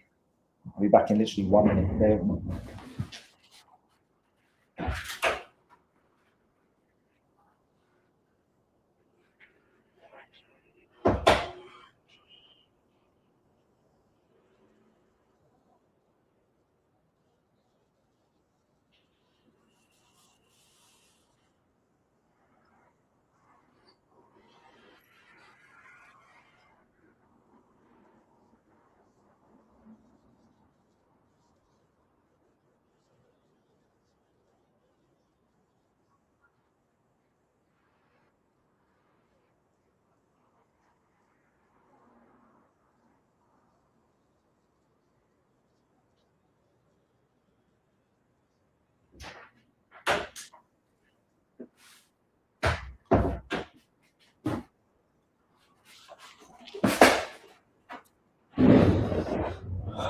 Right, here we go. They're back out on the pitch.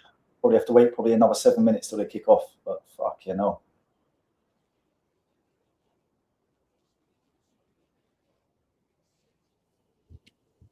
Still ain't seen the subs.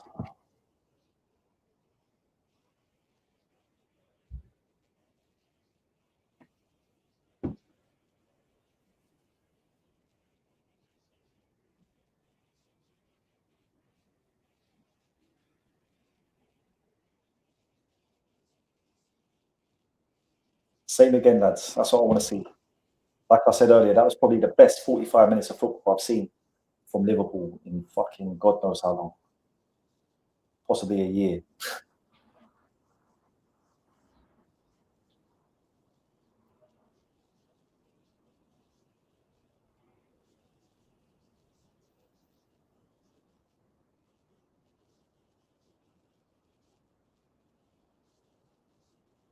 Right, we're off. Thank fuck. Now show me the changes. Let me have a look. Lopez. Yeah, Trey still on. Yeah, I think it Jones for Wirtz. It's Chiesa one. Kumas for Rio. Chiesa for Isaac. They're the three changes, I believe.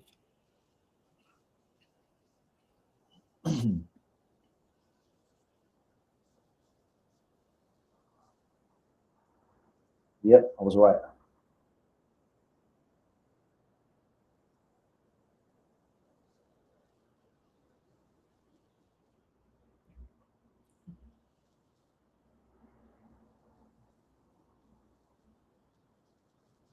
Very comfortable on the ball, and Dukey.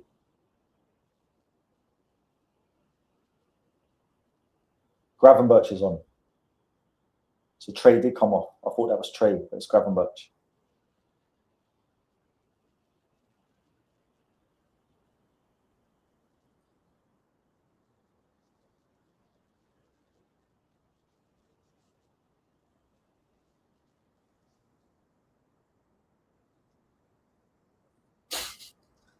And Dukey just shoved.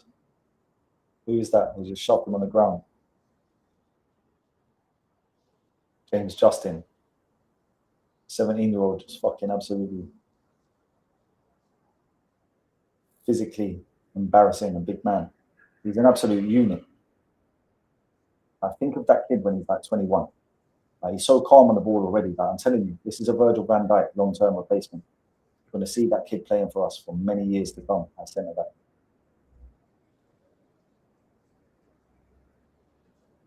Leeds free kick on the left-hand side of the box. Bad ball in, straight out for a goal kick. We're trying to move it fast as well. Harry Wilson is on for Leeds. Just collected Kirkers.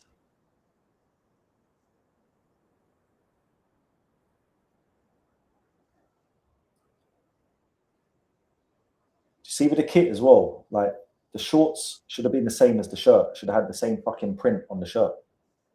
The fact that the shorts are like a different color red, they don't have the same thing on the same design, throws it off. What's going on now? My fucking LFC TV is froze. Right, we're back.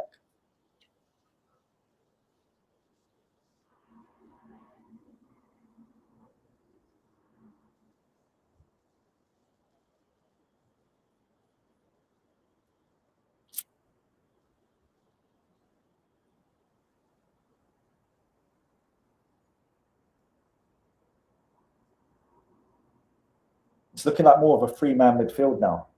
Do you know the way we played against Wrexham with Trey Holding and Harvey and Dom sort of ahead of them as two midfielders? Yeah, I think the shape's a bit different. Well done, and Dukey again stepping out from the back and winning the ball. I'm telling you, I can't sing this kid's praises high enough. He is going to be a long-term fixture in our defence in years to come, 100%. I'm almost certain of it.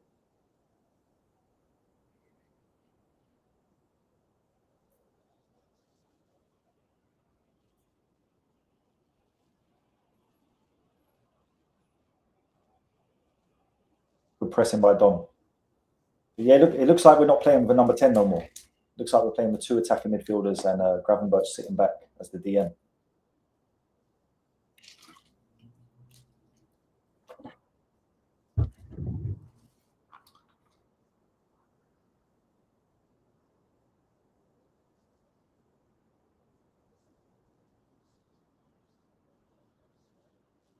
What do you lot think of the changes? Like I said, I'm surprised Ndiaye didn't come on for one of the centre backs.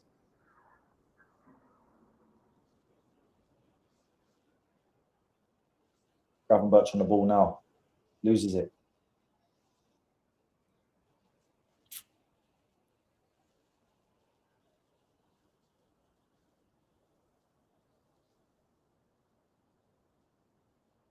Or was it Dom now? Dom's playing in the 10. My bad. Dom is playing in the 10.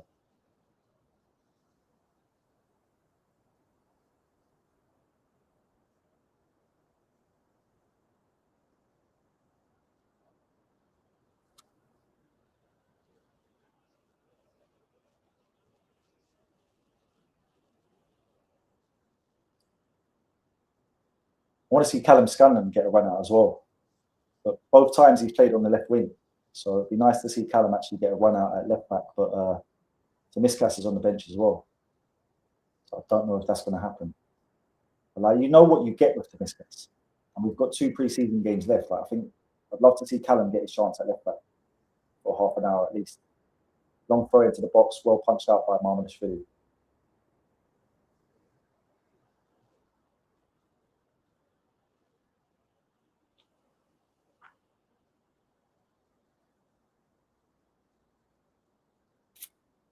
He's building up some good game time as well. Do you know what I mean? He's played, this is 3 games in a row he's played now in a week. We know what Alisson's injuries are like. Do you know what I mean? And Alisson's very injury prone. So this is good to get Marmonishvili in a bit of rhythm. Build his confidence and whatnot. But yeah, Leeds with another long throw into the box now.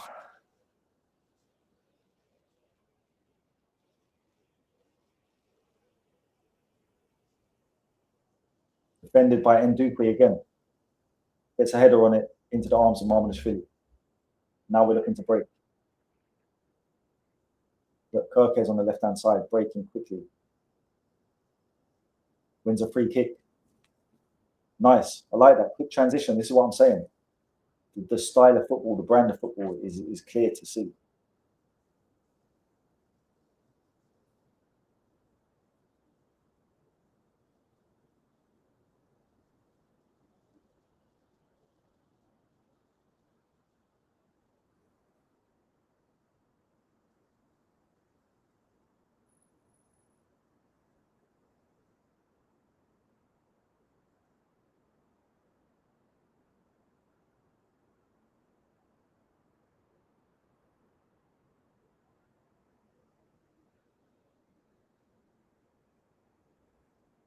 We play in the middle between Gravenberch and Jones, but not really going nowhere with it, just popping it around.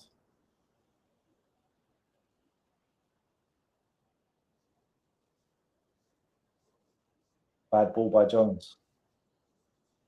Loses it.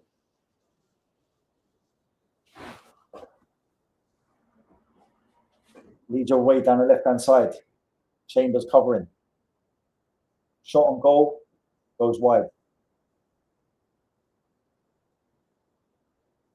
Calvert-Lewin. I think Marmonishvili had it covered anyway, but comes from Jones losing the ball.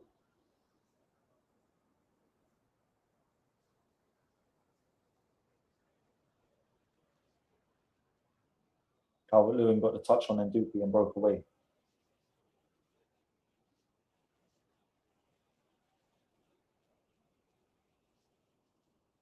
Good ball, Marmonishvili. That's good to see. Playing with his feet. Good pass to Kirkes. Well done, Kumas. This is what I was saying about Kumas. See that dog in him to win the ball. Jones breaking away with it. Morrison right-hand side. Frimpong overlapping. You've got to get this into the box now. Terrible ball by Frimpong. Terrible ball by Frimpong. Gives the ball away to Leeds. We're pressing, trying to win it back. And out for a throw-in. This is what I keep saying about the press.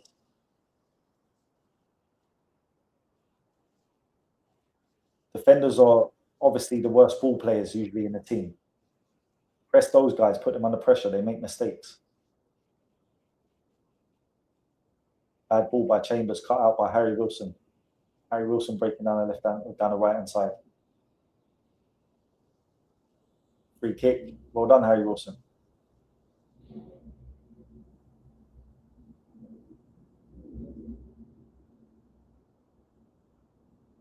Wouldn't have been a bad option, you know, on a free transfer. Like, we haven't got a proper left-footed option in the squad. Like, Harry Wilson is better than fucking Kieran Morrison's current level. To get him on a free, bring him back home, and give us that, you know, left-footed option from the right, wouldn't have been a bad shout. Then we could have went and got Barcola and had, you know, good balance and cover. But Morrison is the only left-footed winger in the whole squad. He's the only native right winger as well. Like Chiesa, Munoz, they're all right-footed. They're better on the left. You know, Chiesa's best ever spell in his career was from the left. Calvert-Lewin header, wide from the free kick.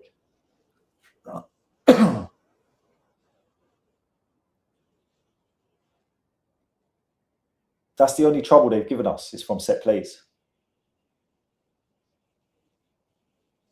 One header on goal, the rest have been, you know, wide or over the bar.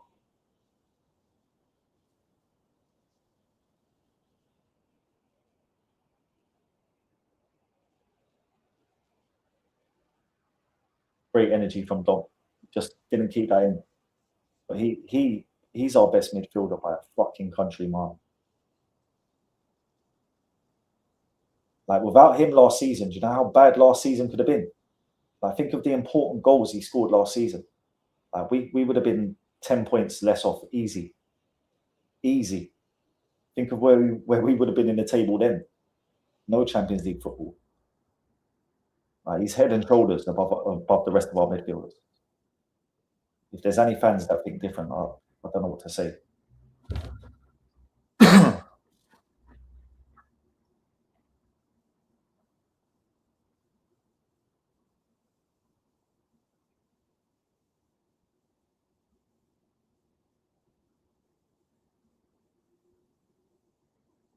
All over the top by Kirkes, too much on it.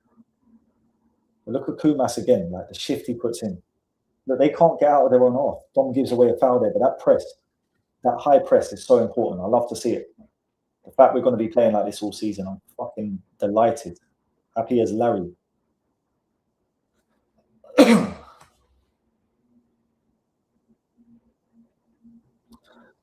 Big up to everyone in here, man.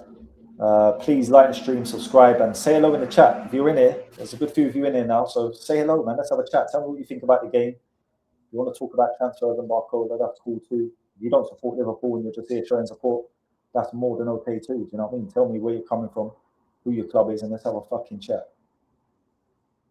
Leeds breaking down the left-hand side. Morrison doing well again in the right-back position. Big up Fulton. Fulton Rock. Big you up, my brother. Nice to have you here. Thanks for putting something in the chat. Hope you're well. I'll flash you up on the screen as well. But yeah, I'm enjoying this, bro. As a Liverpool fan, I'm absolutely loving this. Second half has started a bit slower, but changes have been made. You have to expect that. But people impressing again. Trainioni, excellent. And Dukwi at the back, excellent.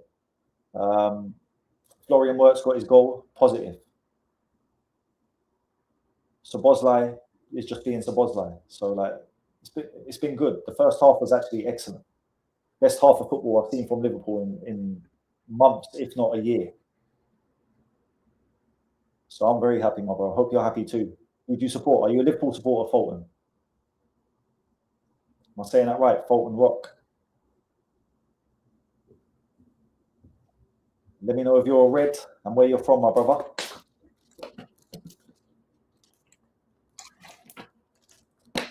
And Dukwi again with a forward pass. Like, he's so calm with the ball. Well done, Marmolashvili again. Distribution with the feet. Kirkes with a flick. He's lost the ball. That's silly. Silly. And Dukwi, they scored. Kirkes. Kirkes fully to blame for that goal. Liverpool 2, Leeds 1. Give the ball away with a silly flick when there's no need to. You know what I mean? Put your foot on that and play a proper pass. Try to do like a quick turn flick to Gravenberch. If anyone that's watching, look, that's stupid. There's absolutely no need for that at all. If anything, you should have just let it go through your legs. And it would have went straight to Grav. But you fucking flicked it. into the path of Ampadu. He's played it to Arneson, I think, and he's played past Mamardashvili. Nothing he could do. But yeah, that's on Kirkes, unfortunately. Hopefully, that's a good time to make a mistake. Hopefully, Iriola gets on his back for that. Can't have that shit in the league. I know it's pre-season, it's a friendly. He probably wouldn't do that in the league. I don't know, maybe he would, but we can't have it either way.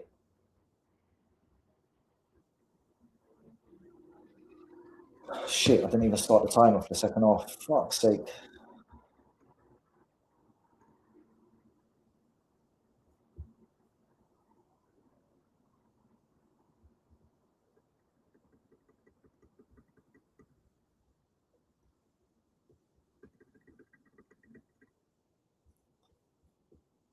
There we go.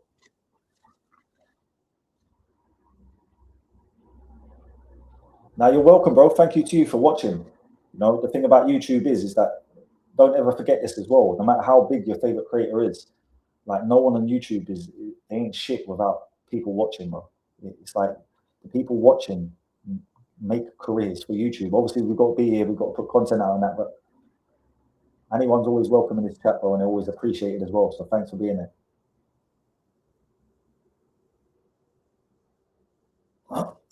But yeah, let me know who you support, Colton. Where you from, bro? Where you watching from, and who's your team?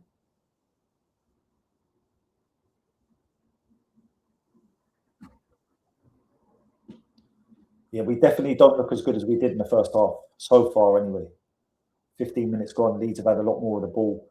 We haven't looked as threatening. They're having a lot more of the ball.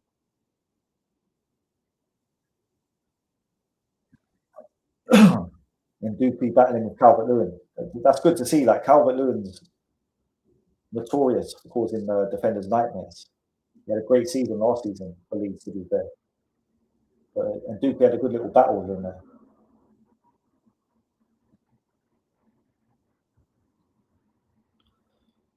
I agree with that, bro. I agree with that. Cop shop, you know your stuff, bro. Everything you say resonates with me. But same for me. I think that's Wirtz's position, isn't it? Like, I think we all know that's Wirtz's position, and I think it's clear as day that Dom's position is in the number 8. I think with this being a friendly, it's like Ndukwe again with a fucking header. Oh my god! Did you see that header? He was coming back towards his own goal as well. Kid's exceptional. I'm telling you, absolutely exceptional. But yeah, I agree with that. He's a number 8. That's why there's a number 8 on the back of his shirt. But Leeds are playing a lot better in this game. Since 77, brother, yeah? Wow. You seen the glory days, Fulton. You seen the glory days, bro, that we're trying to bring back. Yeah, bro, that's some amount. I can't match that, bro. I was only born in 84, so I can't match that. But fair play, man. I hope you're enjoying the game. Are you watching it live, or I'm guessing as a Liverpool supporter for that long, you've got all red pass and you're watching this on the website. Yeah, let me know. What do you think about this team and where we're going this season, Bolton? Do you think we're in a good place? Do you think a lot of the fans are crying out for transfers. Do you think we need transfers? I think we need 1 or 2 personally, but I'm relatively happy with what we've got. I think our best signing this season, regardless of who we get, if we get Barcola or anyone else, our best signing this season will be Iriola. What we're seeing. Look how different this is to Slot. As I say, that good transition. Jones out to Kumas on the left wing. Kirkes with the overlap. He finds him. He's going to get that into the box. Gets it into the box. Morrison at the back post. Oh, he's still alive. Morrison on the right-hand side. This is where Morrison's good. He's another one. If you can get him 1v1, he's good at cutting inside and he's very clinical when he shoots on goal. Ball into the box by Morrison. Keeper catches it. But yeah, that's the first bit that we've come to life there in the second half. First good attack, really. Good hustling again by Dom. gives away the free kick. But I'm loving this press, like this identity that you can see, the brand of football, pressing from the front with high intensity, high energy. The players all putting a fucking shift in. The fullbacks are getting up very high. Like Kirkers again with the ball in there, overlapping Kumas. Frimpong's been overlapping on the right hand side. Dom's putting a fucking shift in as usual. But it's all positive signs. I'm liking what I'm seeing.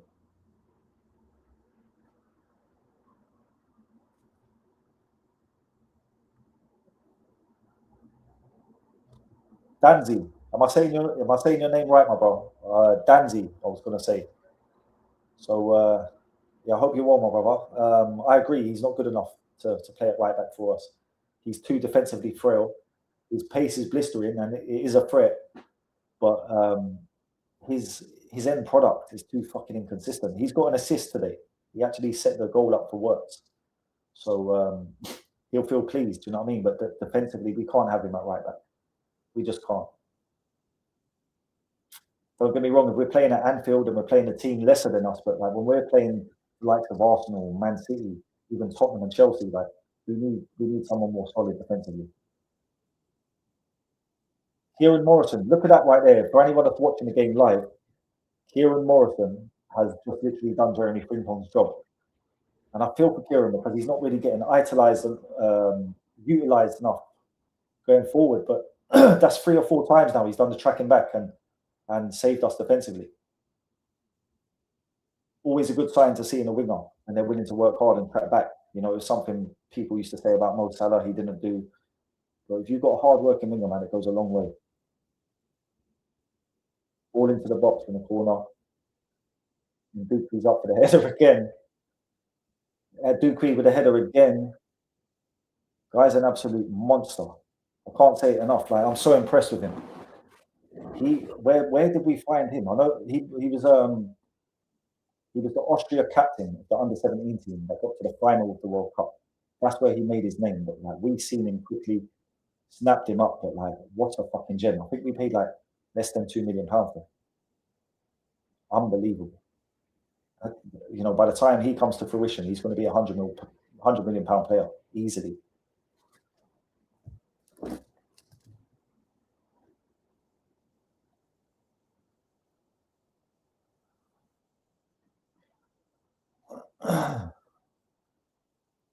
Yeah, no, honestly, I agree with you. Maybe Mo Salah in his prime would have been able to, you know, because if you're a footballer, you have to listen to your coach. It's as simple as that.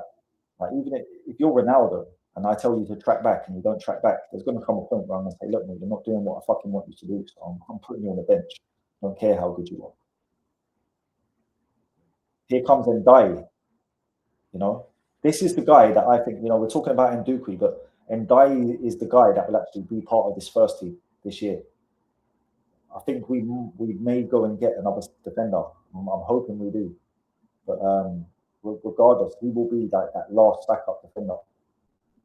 You know what? I think he's ready. He's coming on for Chambers now. Chambers has had a good game, got his goal. Done himself no harm either. You know what I'm saying?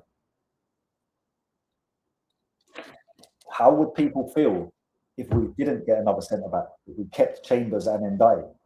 So then we would have Verge, Jacquet, Leone, Gomez, and then Chambers and Ndiaye, who probably wouldn't get much game time, but they'd be there if needed. So a lot of the fan base will probably say, no, they're too young, we'd be too frail. But the reality of it is that Jacquet is the man that has been picked to partner Verge this year. So Harvey Elliott's on for Szoboszlai, and who is that? Someone's come on for Kieran Morrison. Who's come on? Is it Chiesa? Must be Chiesa. Yeah. No, sorry, Chiesa's on for Isaac already. Fuck's sake. Who's just come on for Kieran Morrison? Is it Josh Abbey?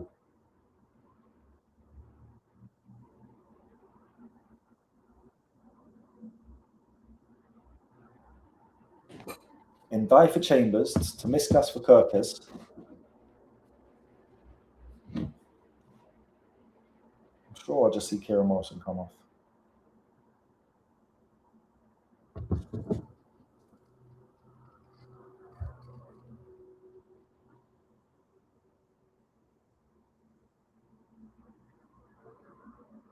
Yeah, I think that's Josh Abbey. No, it's not. What's going on? Oh, it's Calvin Ramsey. So they put Calvin Ramsey at right back and Frimpong's on the right wing.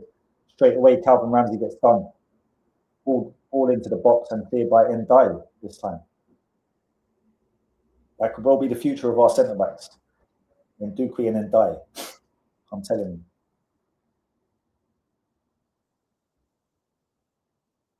Yeah, Ramsey was a bit out of position there, to be fair. Caught on the right hand side.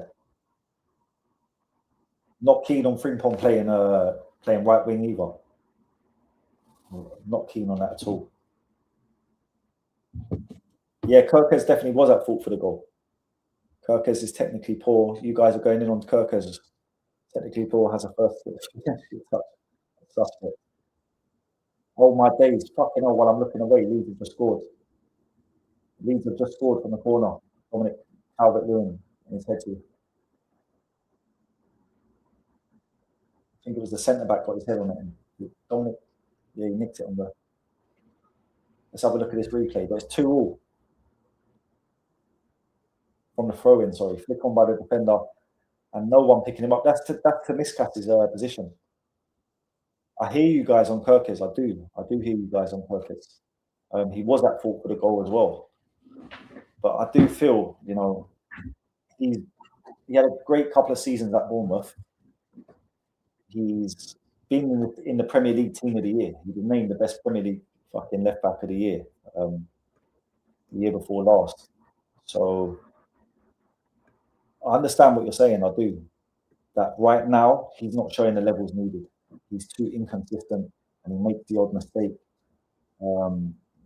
What he done today was unacceptable. I don't know whether he would do that in a league match, trying to flick the ball in his own half like that. But either way, he should be playing as this is a league match right now. So I hear you guys fully. I do understand what you're saying, but I'm just trying to give him every chance possible because in reality, we've bought him to be, the replacement for Robertson. He's there to be our main left back, and if he doesn't fulfil that, we're gonna have to fucking go and spend big money on another one, and probably sell it before we do that. So I think he's going to be given every chance, and I just hope. Obviously, he had his best 2 seasons with Iriola, so I'm hoping he can do that again. Iriola gets the best out of him. That's what I'm hoping for. But yeah, things are looking a bit ropey now. We don't look half as good in this half as we did in the first half. First half was an absolutely flawless performance, especially for a friendly. Everyone played relatively well. Trainee only shone. Chambers got his goal. Rio was looking fucking as menacing as ever. Do you know what I mean? Isaac looked sharp. Florian Wirtz got his goal. So Bosley was playing high energy, running things in the midfield. So everyone done relatively well in the first half. Now Leeds are bossing the game right now, to be totally honest. They're on top of us. They're having more of the ball when they're attacking more. I know the changes have been made. That will count for something, but Leeds have scored again, and this time it's Curtis Jones. What do you think of that, guys? Do you blame Curtis Jones for that there? I want to see the replay, but I have to say, safety first, brother. You're turning over your shoulder, not knowing what's behind you. Let's have a look again. Harry Wilson causing problems as he does. Curtis Jones, yeah, 100%, 100%, 100%. Curtis Jones. He's tried to wrap his left foot around that, and he should have maybe just used his right foot and booted it out the way it came from. He's tried to turn with the ball. He should have went against the ball, whack out the other way with your right foot. And it's now Leeds 3-2. Funny old game, this football, isn't it? First half, absolutely brilliant, and then fucking we're 3-2 down.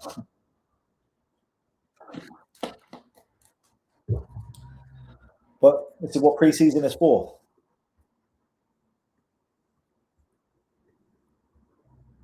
And I think this is where you identify who doesn't stay. And I have to say as well, the midfielders looked absolutely fucking worse, a lot worse than it did. Like, if I'm being totally honest, Trainee only over Gravenberch for me. Different style of players, but I just think Trey's style, the profile of footballer he is, the midfielder he is, he suits us better than Gravenberch. Trey and Dom looks a lot better than Dom and Gravenberch. I honestly believe that. Now, I know he's young, he's still got a lot to prove, but everything I've seen from him suggests that. Miscast left-hand side. Bad pass, loses the ball. And then Duque wins it off Calvert-Lewin again. This kid, man, he's exceptional.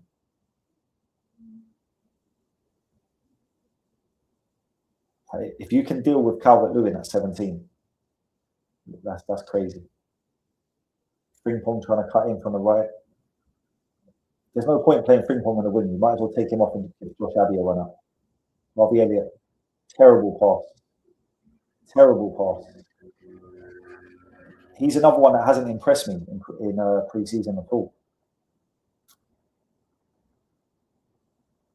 Been very underwhelmed and underimpressed by Harvey, truth be told. Like, this is your chance to stake a claim. I don't think I've seen him have a shot on goal.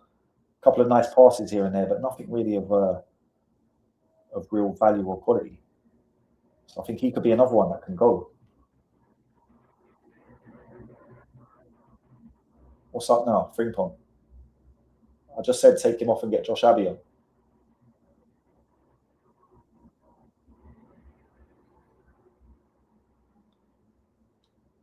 Gravenberch is laughing at him.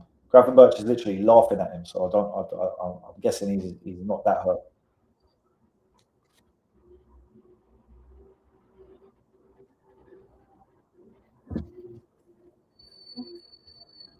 There you go. You nailed it, bro. You nailed it. Sobo and Trey was working so well, bossing the midfield, bossing the game, and it's because of the way they set up positioning. Trey naturally sits deeper. Gravenberch has got this thing about him where he likes to try and get forward too much. It's almost like he won't accept the number 6 role. He's like, no, I'm an 8. I'm an 8. I can attack too, and that draws him out of position sometimes. I also think on the ball, where Trey's more of a passer. Yes, we're seeing Callum Scanlon. Glad to see that. I don't know where he's going to play. Probably on the left wing again. He's going to play right wing. I don't mind seeing that because he can cut in on his left. But Callum Scanlon on for Jeremie Frimpong.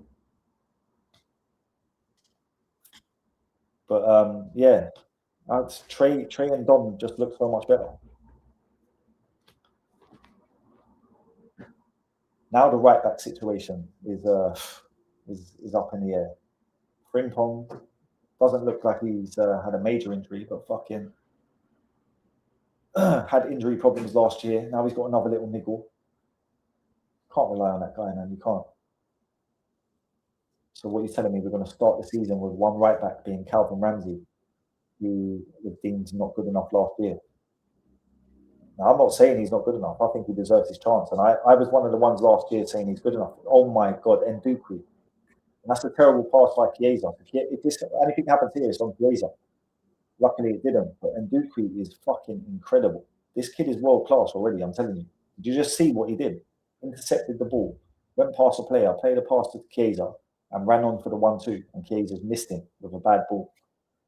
Like running the ball out of defence and creating attacks at 17 years old against Leeds. Crazy. Absolutely crazy. That's a free kick. Good ball by Curtis Jones there.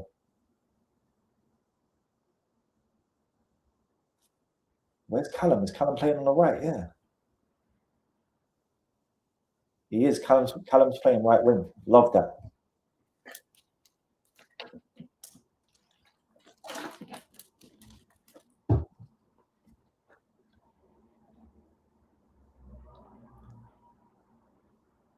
Free kick halfway. Harvey Elliott on the ball.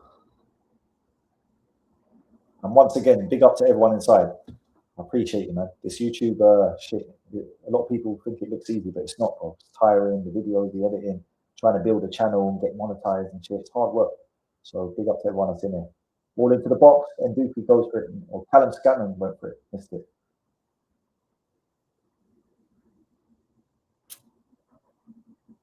Jones wins the corner.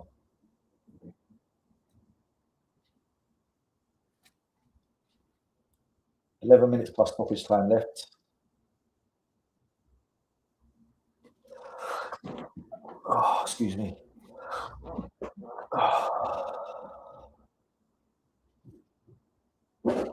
Elliott delivery into the box. Decent corner, to be fair. And Dookie was up for it. Yeah, he's going to be a menace in the opposition's box as well. Gravenberch shot from outside the area, absolutely terrible. Absolutely terrible shot. Terrible technique. Scuffed along the floor, wide of the goal.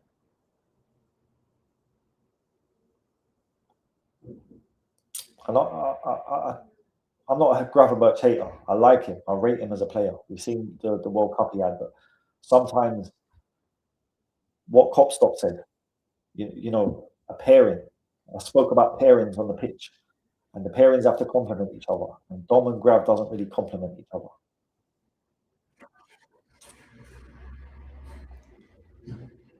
Lovely little transition. Who was that there? Chiesa. No, it wasn't. Who was that? Chiesa, edge of the box now. Up to Jones. Scanlon, right hand side, cutting another shot. I beg you. Edge of the box, Elliott. Elliott has the shot, but it's blocked out for a corner. I'm telling you, don't sleep on Callum Scanlon. Very, very good left back. Attacking, pacey left back. The fact that he's on the right wing now and played left wing shows you how attacking he is. Ball into the box by Elliott. Good ball, to be fair.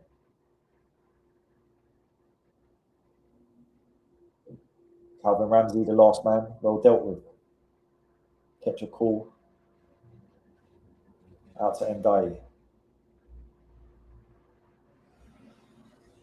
I wouldn't be that bothered about Callum getting,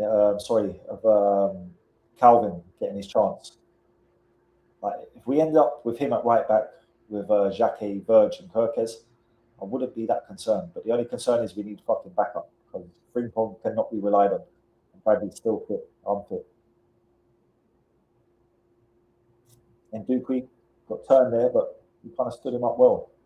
The attack didn't come to nothing. So this kid's just like such an amazing defender. Like, he reads the game too well for a 17-year-old. Does Jones look checked out? To be honest, yeah, like the modern day footballer, I think a lot of them are checked out even when they don't want to be, or they don't realize they're checked out. People like Jones, like, he thinks he's a model to a certain extent. Like, he does a lot of fucking modeling work, and you know what I mean. He's a fashion brand man. Yeah, I think he's a. I'm not gonna slate him, but I think he's a bit of an inner himself person. Do you know what I mean? And I don't think he gives football the full dedication needed for him to fulfill his potential or maybe become a top player. But the tantrum the other day is just unacceptable. The fact you're on a last year of your contract, where's your loyalty and allegiance to the club? So, like, let's get to the bottom of that. What are you going to do? You're going to sign a long-term contract and then knuckle down and try to show that you're good enough to actually be a starting midfielder, which unfortunately I think you're not. The fact we've got Dom there, I don't see you as the answer to Dom. I put Trey Neone ahead of you all day long right now. Trey's 19, 20. So, like, I'm of the opinion he can go.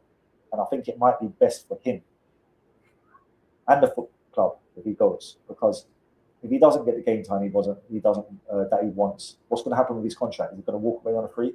Or if he stays and signs a contract and then doesn't play, is he going to throw his toys out the pram again? So, like, he's not an essential player for Liverpool. I know he's a Scouser, everyone wants him to stay, but take that out of it. If Curtis Jones wasn't a Scouser, would everyone still want him to stay? I don't think they would. Dukwe again with a header from the corner.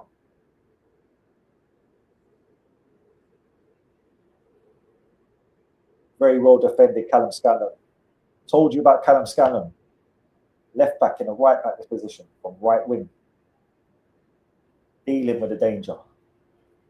So, I mean, he's defensively solid, he's fast.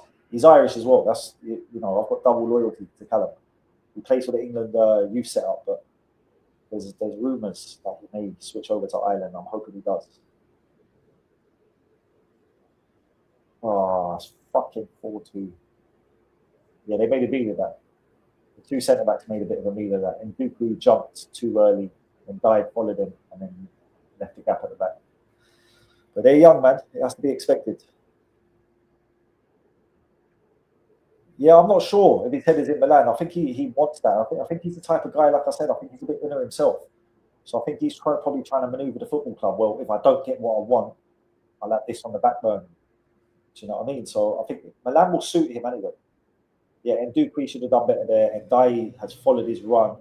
He's out of position. And Calvert-Lewin has got to jump on Curtis Jones, of all people, as we're just talking about him. Yeah, but we've seen the mistake for the last goal with Curtis as well. So, yeah, I don't know. He just hasn't got the right minerals about him to be in a Liverpool midfield, in my opinion. I'm not saying he's not a good player. He is. He's a very good player. He's got good technique, good first touch, can turn. He can kind of use both feet. But I don't know what his position is. I couldn't tell you what Curtis Jones' best position is because I don't think he's a number 6. I don't think he does enough sort of to be a number 8. Kumas, you got to score. Oh, Kumas, that was your chance, brother. That was your chance. All over the top down the left-hand side. Kumas has run onto it. Keeper's come out. All he had to do was lob him, and he's fucked it up. The pitch was see that pitch though. You see the bounce. So when the ball's coming over your shoulder, you're judging the bounce because of the pitch. I think he's got the bounce wrong. Excuse me. But yeah, Jones ball watching, bro. Absolutely ball watching. I missed your last comment. What does he say? Grav is not an 8 for Liverpool. No, it's a 6. Ryan could get any pay out of him. Well, yeah, bro, you spoke some solid stuff tonight, bro. Every time you drop a comment, Cop Shop, you're more or less spot on the money.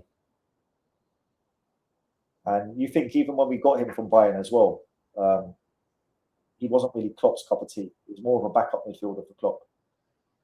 Arne Slot came in and gave him that number 6 role, and he surprised us all.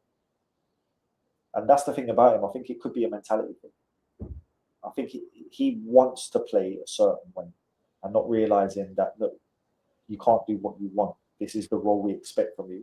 If you actually fucking commit to it and try and become the best in this role that you can, you'll actually be, you might be able to be a world-class number 6, but he's too fond of dribbling for a number 6. His dribbles get cut out sometimes. I think his shooting for a number 8 is not good enough. So, like, another one, where do you play him? He would probably be best in the midfield truth be told. But like I said, out of all our midfielders, the best combination for me is Szoboszlai and Trey.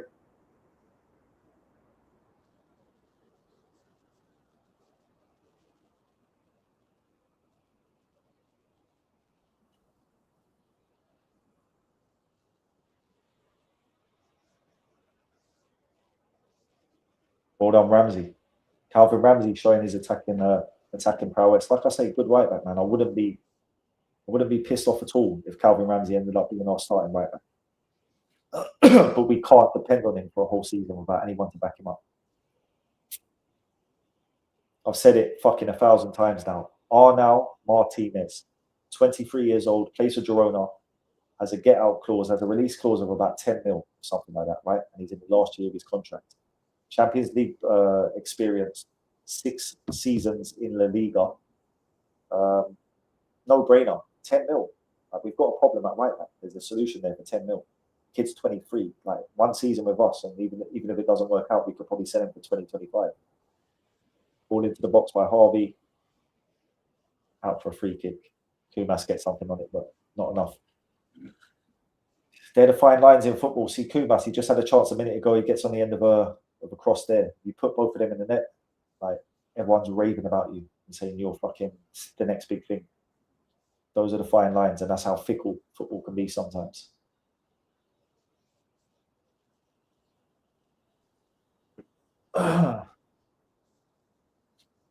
But once again, before this game ends, it's only a minute and a half plus stoppage time.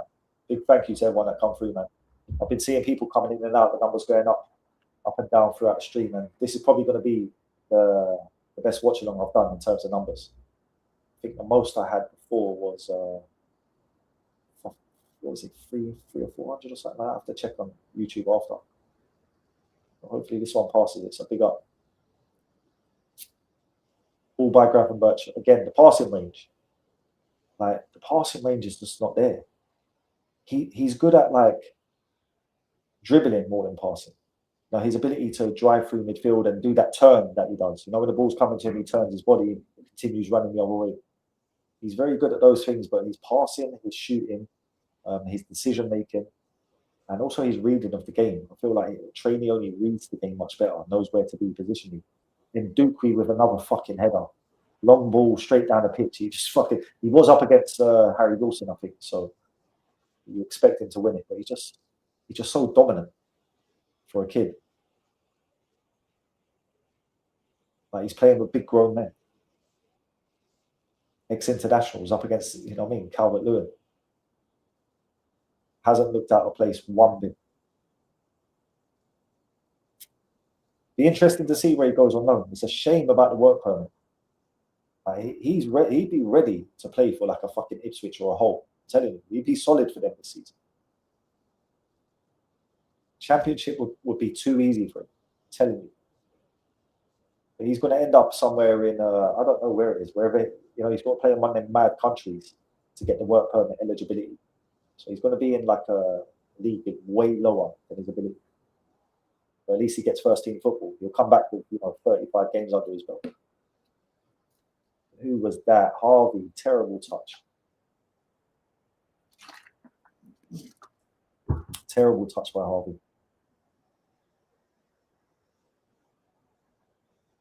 Nice. Kumas.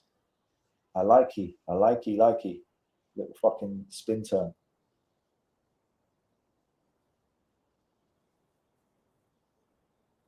Six minutes added on time.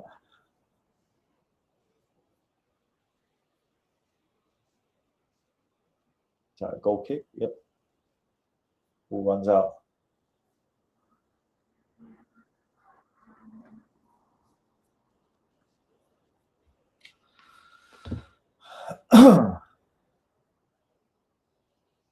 Overall, good run out, to be fair. Like the first half was more, starting players. Wirtz, Szoboszlai, Isaac, Rio and Gamora, Kirkes. That was half of a starting 11 team that were using the league. So obviously we were much better. And it was, as good as it could be in the first half. People will look at this game and think, oh, Liverpool was shit. They just got beat by Leeds. But the first half was absolutely excellent. Trainioni was outstanding. Fucking press was brilliant. We were all over Leeds. We had them pinned back in their own half. They couldn't literally get out. Every time they got the ball, we were fucking all over them, pressing as a unit. But they're all over us here. Look, Wilson's just played the ball into the box. Someone slipped. That's a foul. Timiskas. Foul by Notwell on Timiskas. But the second half was really good. The first half was really good. I think that's the positives to take. The changes have been made. And the players that have played in the second half have not performed. And these are the players that, I worry about or don't think they're good enough for us. Harvey Elliott. Chiesa as a striker. Kumas has probably done the best out of the second half replacements. Calvin Ramsey as well has done all right. He hasn't put a foot wrong, to be fair. Jones, not good enough. Harvey Elliott, not good enough. Chiesa, not good enough as a striker. If you get Chiesa fit and play him in his natural role out on the wing, I think he might be able to, be half decent. Good enough for certain games, do you know what I mean? But the likes of Jones, Harvey Elliott, Chiesa, not good enough. And I think the likes of Kieran Morrison, Luke Chambers, even Lewis Kumas. If there was one of those youngsters that I was going to keep, it would be Lewis Kumas. Because he's got the right mentality. Lovely play, Callum Scanlon cutting inside. Such a good player, man, Callum.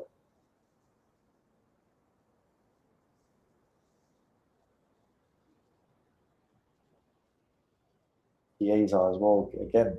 Oh, sorry, that's Jones. Yeah, Jones can go, man. I'll be honest, Jones can go. I think it's probably best all round that Jones goes. You think of the money as well that you can raise just by getting rid of the likes of fucking. You get rid of Jones, what, 30 mil? Harvey Elliott, 30 mil. Kumas, 15 mil. Morrison, 15 mil. There you go, 4 players. You've got 90 mil in the bank.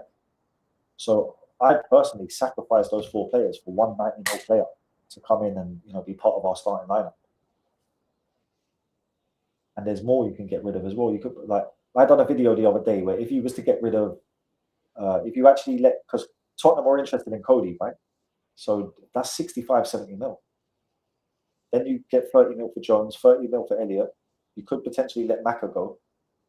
I think so. I don't think he benefits our team. Not the right profile in midfield. Lovely ball by Ndiaye.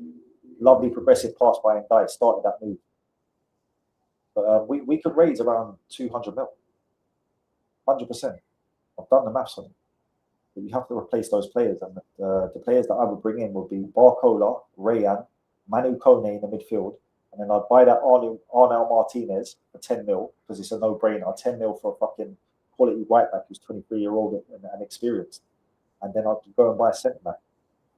Centre back I was looking at was Lucas Hogsberg, Danish international at 20 years old. He's got 2 full seasons of first team experience under his belt. Last season was with RC Strasbourg. He had a decent, season in France. He's a Danish international. He fits the bill. 6'2", dominant in the air, and you could get all of those players for around 300 mil. So the fact that you could raise to around 220 and get all of those players for around 320, it's 100 mil deficit to bring in fucking Barcola, Rayan, a right back, Manu Kone, and a centre back. Like, personally, I think I'd do Richard Hughes out of a job. Like, fucking no bother at all. But anyway, that's enough for my riffraff. The game is over. We've got absolutely spanked by Leeds 4-2. But don't get disheartened. If you didn't see this game, don't get disheartened. We were excellent in the first half. Absolutely excellent in the first half. Trainioni, brilliant. Works got a goal. Engamora was having fun out there, just ripping defenders for fun. Szoboszlai brought the energy that he always brings. We were very, very good in the first half. Second half, changes were made. It all fell to pieces. And it is what it is. It's a pre-season game. Gravenberch, disappointing in the second half. Harvey Elliott, Curtis Jones, all disappointment. All the players that came on were very, very disappointing. But I'm going to leave it. I'm going to leave it at that. I appreciate everyone coming in and being here. Thanks for your support, man. Please subscribe to the channel. Like I said, I'm trying to get monetized, get over 500 followers, subscribers even, and then on to 1,000 to get full monetization. So show your boy some love, and I appreciate you being there. Stick around. Watch along to every Liverpool game this season. Post-match, pre-match videos, all that stuff. Fully tapped in. Academy videos. Everything you need to know about Liverpool this year, I'm going to be covering it. So if you think I'm all right and you think the content's all right, stick around, subscribe, and I'll see you soon. One love.